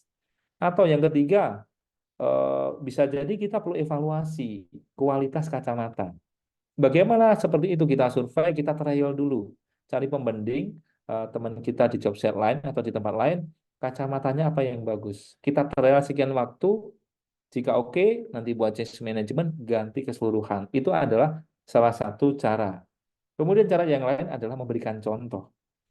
Pimpinan ya, project manager, set manager, PJO, KTT memberi contoh ke lapangan. Contoh mempraktekkan prosedur yang benar, mempraktekkan komunikasi. Kemudian metode yang lain untuk membuat safety culture adalah dengan cara melakukan fokus group discussion. Contoh ini apabila ada kasus kecelakaan yang berulang. Misalkan ya, di tahun kemarin ada tren dua yang cukup kritis. Tren kaitannya dengan fatigue sama injury. Apa yang harus kita lakukan sebagai praktisi? Satu, kita meeting singkat dengan manajemen, konsepnya kita mau libatkan diskusi dengan teman-teman. Bagaimana persiapannya? Persiapannya kita siapin data analisis statistik, kita pilih personil yang pernah terlibat insiden, supervisornya, tim instruktur alat berat dan mekanik gitu ya. Kemudian kita kumpulkan, kita brief, kita sajikan bukti data singkat dan nanti kita akan berdiskusi kepada melibatkan kepala teknik tambang contohnya. Nah, nanti diharapkan para masing-masing grup yang sudah di setting di briefing ini mempresentasikan improvement kecil karena dari data yang sudah disajikan seperti analisa insiden, program safety yang ada ini mendapatkan masukan dari teman-teman. Sehingga program itu bukan instruksi dari pimpinan, tetapi bisa bersama-sama dengan melibatkan masukan dari teman-teman pelaksana proses. Itu beberapa hal sederhana untuk menjawab ya bagaimana membentuk safety culture. Ya. Tentunya dikombinasi dengan leadership management, konsep risk management, kemudian dilengkapi dengan training serta kompetensi, kemudian peningkatan persepsi karyawan dengan campaign yang bagus, komunikasi dan konsultasi secara progresif, baik melibatkan customer ataupun juga pemerintah. Kita juga perlu menjaga kesehatan mental karyawan dengan menciptakan suasana psikologi yang bagus. Mungkin itu yang dapat kami sampaikan. Semoga bisa menjawab untuk tips membentuk safety culture. Bagaimana Mbak Ajeng, sudah puas? Lengkap banget ya. Baik, terima kasih Bu. Ya, kebetulan udah dicatat. Terima kasih Bapak. Oke. Sama-sama. Jadi intinya tuh sebetulnya kalau safety culture tidak hanya dari top down ya Pak. Dari top down itu penting, Betul, Ibu. tapi dari bottom up juga harus dijalankan terus ya. Iya, Baik iya. Bapak Ibu, karena waktu kita terbatas ini udah jam 11 Pak. Tadi saya bilang kalau di Wita udah jam 12 nih ya. Sebentar lagi udah mau zuhur. Mungkin kalau masih ada satu pertanyaan lagi, saya silahkan. Kalau ya, Saya, halo. ya Pak Ali, Pak Oh, Christian. Pak Ali. Ya. Iya, silakan Pak. Silakan satu Iya, lagi Pak Ali, ya. Oke, silakan. silakan Pak Ali. Oke, Oke, Assalamualaikum warahmatullahi wabarakatuh. Waalaikumsalam. Waalaikumsalam Kenalkan, warahmatullahi saya Ali wabarakatuh. Ahmadi. Saya bekerja sebagai Kepala Teknik Tambang ya di Sulawesi Tengah. Alhamdulillah terkait dengan pemaparan tadi dasar-dasar ketiga pertambangan sangat memuaskan sekali ya. Sebagai pemegang IUK atau memiliki IUJP kontraktor ya, memang kita harus terapkan seperti itu. Tapi yang terberat rata-rata yang pemegang IU itu untuk melaksanakan K3 pertambangan itu adalah di implementasi ya. Betul ya Pak Istian ya? Betul, Di betul, Pak. implementasi Pak. Bagaimana polanya kira-kira untuk menerapkan implementasi ini di kontraktor ya, khususnya di kontraktor saya itu untuk betul-betul bisa mengasah karyawannya bagaimana caranya berbudaya K3 terutama dengan habitnya, attitude-nya yang kurang betul-betul paham terkait dengan K3. Mungkin ada resep-resep dari Pak Istian kali. Terima kasih Pak Istian. Assalamualaikum warahmatullahi wabarakatuh. Waalaikumsalam Pak Ali. Terima kasih. Baik, Waalaikumsalam praktis nih Pak warahmatullahi kayaknya wabarakatuh. nih. Beliau Baik, karena ini praktisi juga ya, keren ya. Baik, ini pertanyaan simpel nih ya, tapi menarik sekali. Bagaimana memanage kontraktor kaitannya dengan aspek perilaku ya. Salah satunya bagaimana sebenarnya konsepnya adalah mencegah kecelakaan gitu ya. Baik, saya akan jawab ya. Nanti Bapak Ibu barangkali ada yang melengkapi untuk advance diskusi ini, monggo silakan ditambahkan karena ada keterbatasan. Poin yang pertama adalah memahamkan sistem terlebih dahulu, gitu ya. Memahamkan sistem terlebih dahulu, bagaimana requirement-nya terhadap aturan safety. Mohon maaf ini, soalnya ada ini ya persiapan masjid, tapi tidak apa-apa, saya akan coba ini. Yang pertama kita pahamkan dulu saat kontraktor awal masuk requirement-nya kita, gitu ya. Apa yang harus dilakukan terkait dengan safety, tentang pemahaman peraturan gitu ya, Kemudian yang kedua terkait dengan pemahaman sistem. Terkadang kalau kita nggak punya sistem itu akan sulit gitu ya. Pernah ini saya best practice lah. Saya melakukan assessment di salah satu kontraktor gitu ya. Dalam assessment tersebut saya menemukan perilaku-perilaku tidak aman. Ya, salah satunya tidak memakai APD. Saya waktu itu berpesan nanti Pak tolong diedukasi secara clear. Jangan sampai nanti teman-teman bekerja di sana karena peraturannya ketat, nanti kena tindakan disiplin, Bapak bolak-balik ganti karyawan gitu ya. Artinya message-nya itu apa? Saya meminta satu mereka membuat komitmen menyiapkan APD. Yang kedua memberikan edukasi secara masif ya. Dengan cara apa? Ya diskusi di lapangan, observasi. Kalau kita lihat tilik ya, kita selaku praktisi safety di lapangan, saat kita observasi apabila ada tindakan tidak aman atau kondisi tidak aman, jangan serta-merta mengeblim dulu gitu ya. Tetapi kita perlu menggali mengapa karyawan ini melakukan tindakan tidak aman. Apakah dia tidak tahu? Apakah fasilitasnya tidak ada? Apakah pengawasan nggak ngasih tahu? Gitu ya. Apakah prosedurnya memang tidak ada atau blank sama sekali? Dari situlah kita bisa menge-create ya, improve apa untuk kontraktor. Nah, best practice-nya mungkin nanti saya juga akan berbagi ya, mungkin ke Pak Ali juga. Kita bisa kompetisikan kontraktor kita bisa improve kalau kita punya beberapa kontraktor. Contoh, kita bisa improve membuat program perilaku positif ya, kita berikan penghargaan, misalkan menyelamatkan aset, ada kebakaran, dia yang memadamkan, kita kasih apresiasi, itu adalah salah satu contoh. Yang kedua adalah bagaimana kita untuk membentuk perilaku positif, membuat program at-risk behavior, pengamatan perilaku. Satu hari targetnya satu, tapi bukan mencari salah gitu ya, tapi menilai, mengamati perilaku anak buah di lapangan. Ada 5 objek yaitu reaksi, posisi, kemudian kondisi, kemudian APD sama dokumennya, contohnya. Ya. Kemudian dari sana perlu catatannya apa? Kita perlu diskusikan dan kita summary-kan nih dari temuan itu.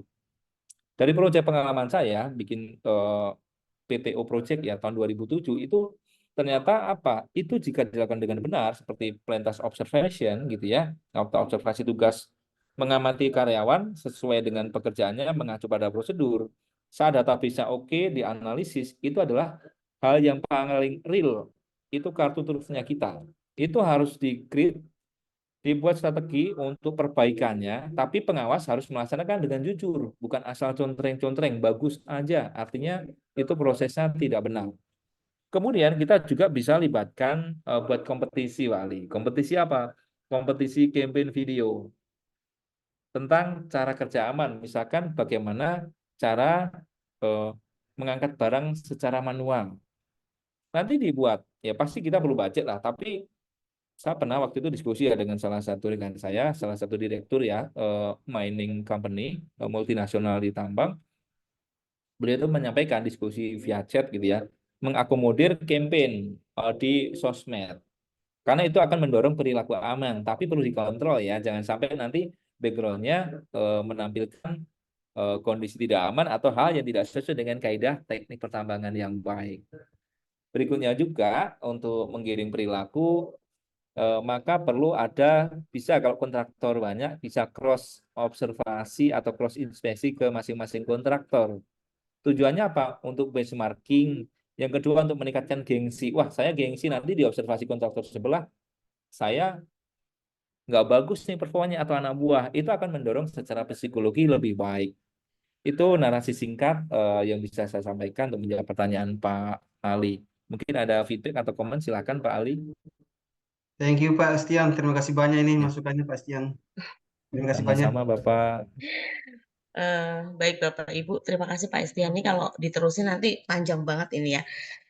Saya rasa hari ini cukup Bapak Ibu ya apa yang sudah diberikan Pak Estian. Nanti kalau masih ada pertanyaan atau curious yang lain bisa menghubungi Pak Estian langsung atau bisa mampir ke YouTube-nya ya Pak ya. Di sana ada banyak best practice yang sudah Bapak Siap, bagikan Ibu. dengan kami.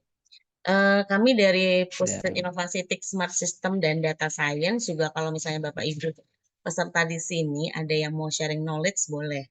Jadi acara hari ini disponsori oleh Puslit TIK Smart dan Data Science serta grup riset ergonomi dan product development. Ini nanti mungkin Pak Leon bisa cerita sedikit pesertanya dari mana aja, tapi saya senang sekali bahwa hari ini banyak teman-teman yang sampai akhir masih bergabung bersama kita.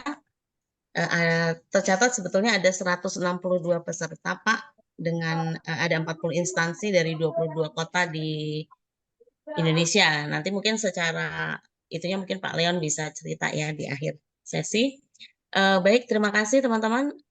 Terima kasih Pak Istian yang sudah sharing pada siang hari ini. Mungkin Pak Istian punya satu statement penutup untuk teman-teman hari ini sebelum saya tutup. Oke, baik, makasih. Dan sebelum menjawab Bu Desi ini tadi barusan saya jawab sebentar Bu. Ini ada Oke. kolom chat ya. Saya ketik saja channel YouTube saya, Oh ya, Istian oke. Wijayanto. Di sana ada kurang lebih 235 video ya. Nanti Bapak Ibu rekan-rekan bisa berkunjung. Kalau mau berkenan berbagi, saya malah lebih senang karena bisa menjadi amal untuk kita semuanya. Baik, saya izin mensampaikan dari sharing session pada kesempatan hari ini. Poin yang pertama adalah di dunia tambang ini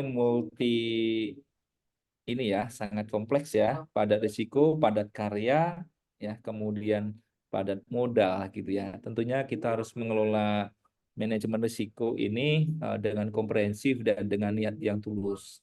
Karena penting saat kita menjalankan safety itu seperti menjalankan agama, diniati dengan niat yang tulus, perkataan yang jujur gitu ya, supaya kita bisa melakukan yang terbaik, karena untuk menjawab doa terbaik dari putra-putri kita, dari pasangan, dari orang tua kita wajib menjawab dengan energi terbaik, pemikiran bekerja selama dengan yang terbaik, sehingga kita bisa ketemu dengan senyuman. Poin yang kedua adalah untuk membentuk pola pikir yang sama, kita perlu melakukan campaign safety dengan masif, berulang-ulang, dan nggak boleh bosan. Metodenya harus kreatif dan inovatif, sesuai dengan kulturnya. Ada Gen X, Gen Y, Gen Z, ya kita sekarang dikaruniai, dianugerahi teknologi, ini diharapkan mempermudah risk perception, sehingga mendorong perilaku yang aman untuk mencegah pelanggaran-pelanggaran. Karena sebenarnya kecelakaan itu diawali dari pelanggaran gitu ya. Kemudian berikutnya adalah konsepnya terkait dengan niat ibadah, kemudian teknologi kita bisa improve untuk mempermudah terkait dengan pekerjaan kita, bisa disimplifikasi. Tadi sudah didetek nih contoh praktik yang bisa disampaikan Bu Desi. Kita sudah 160 sekian orang gitu kan. Nah, itu sebagai apa? Penggunaan teknologi memang perlu investasi, tetapi sebagai dasar pengambilan keputusan supaya tidak fail. Contoh observasi. Kita mendetek 50 observasi perilaku dengan kamera CCTV, orang nggak pakai kacamata. Udah langsung segera berbenah. Buat survei, kumpulin orang-orangnya, apa masalah. Nah, kita pikir rekomendasinya apa? Apakah kita perlu trial dulu, atau perlu penegakan disiplin, atau perlu metode lain untuk mengintervensi. Contoh, kaitannya dan fatigue, kita intervensi psikologi gimana? Edukasi kepada karyawan. Maksudnya gimana? Keluarga, maaf, keluarga karyawan. Kita undang psikolog, ya, kita undang manajemen, kita undang ustadz, supaya memberikan pemahaman tentang apa? Peran keluarga menjaga kualitas istirahat. Itu salah satu contoh yang simpel. Sehingga diharapkan dengan komitmen manajemen, kemudian improvement yang terus-menerus, ini akan membuat kita sustain ya, meminimalkan dampak kerugian. Edukasi ini tidak hanya berlaku di tambang, tetapi di kampus juga sama. Di rumah pun juga sama. Saya juga mempraktikkan hal ini kepada putra anak-anak, ya, keluarga dan juga orang tua, supaya apa? Meminimalkan kegagalan. Baik, demikian Bu Desi dari saya, Bapak Ibu dan rekan-rekan ya, Pak Tata. Kami terima kasih sudah diberikan waktu untuk berbagi.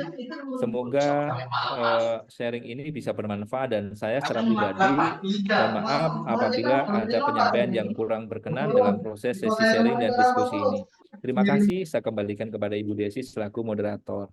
Assalamualaikum Baik. warahmatullahi wabarakatuh. Waalaikumsalam. Terima kasih Pak Istian. Demikian sesi kita pada hari ini. Mohon maaf jika saya sebagai moderator memimpin acara masih banyak kekurangan. Saya tutup sesi kita pada siang hari ini. Wassalamualaikum warahmatullahi wabarakatuh. Dan saya kembalikan ke Mbak Rohimah sebagai MC. Baik, terima kasih kepada Ibu Desi sebagai moderator kita dan narasumber kita atas materi yang telah disampaikan hari ini. Semoga dapat bermanfaat bagi kita semua. Selanjutnya, foto bersama kepada seluruh peserta webinar, dimohon kesediaannya untuk menyalakan kameranya. Terima kasih. Acara selanjutnya adalah penutupan yang akan disampaikan oleh Koordinator Pusat Peneliti Inovasi TIK, Smart System dan Data Science, Bapak Associate Profesor Leon Anteti Abdillah, Eskom MM, MTA, CDM. Kepada Bapak, disilahkan. Baik, terima kasih Mbak Rohimah. Alhamdulillah kita sudah mendapatkan pengetahuan baru ya terkait K3, walaupun di sini topiknya ada di pertambangan. Tapi saya yakin juga bisa diterapkan pada bidang-bidang yang lain gitu ya. Untuk webinar kali ini alhamdulillah peserta yang terdaftar itu ada sekitar 166 peserta ya. Ini berasal dari 40 instansi dan dari 22 kota. Nah, uniknya pada webinar kali ini banyak peserta dari kalangan praktisi ya. Mungkin dari kolega-kolega Pak Istian selaku narasumber kita. Jadi memberi warna baru ya buat webinar kita. Di sini juga ada dari sekolah ya. Bahkan sampai ke Sulawesi ini kalau saya lihat ini ada sekitar 40-an instansi. Kotanya juga tadi ada 22 ya. Ada yang dari Denpasar, Kupang, Bogor, Riau, Padang, Samarinda ya. Jadi 4 pulau besar di Indonesia ini ada semua. Mudah-mudahan next time ada yang dari Papua ya. Oke Bapak Ibu, seperti biasa ada budaya yang kita terapkan pada webinar. Saya coba pantun terkait K3 di sini ya. Tolong dijawab dengan cakep kata Bu Desi ya. Makan malam pakai kurma. Cakep. Kurmanya asli dari Madinah. Cakep. Cakep. Septi K3 adalah yang utama. Sebab anak istri menunggu di rumah. Yang boleh. Mantap, mantap. Oke, Bapak Ibu, insya Allah kita akan jumpa lagi pada 16 Maret ya. Pematerinya dari Fresh Dr. Bina Dharma itu Pak Sobri. Insya Allah nanti terkait ke research methods. Kalau ada Bapak Ibu lain yang berminat untuk sharing melalui webinar kita, boleh hubungi saya atau Pak Tata atau Ibu Megawati. Nanti kita bisa atur waktunya.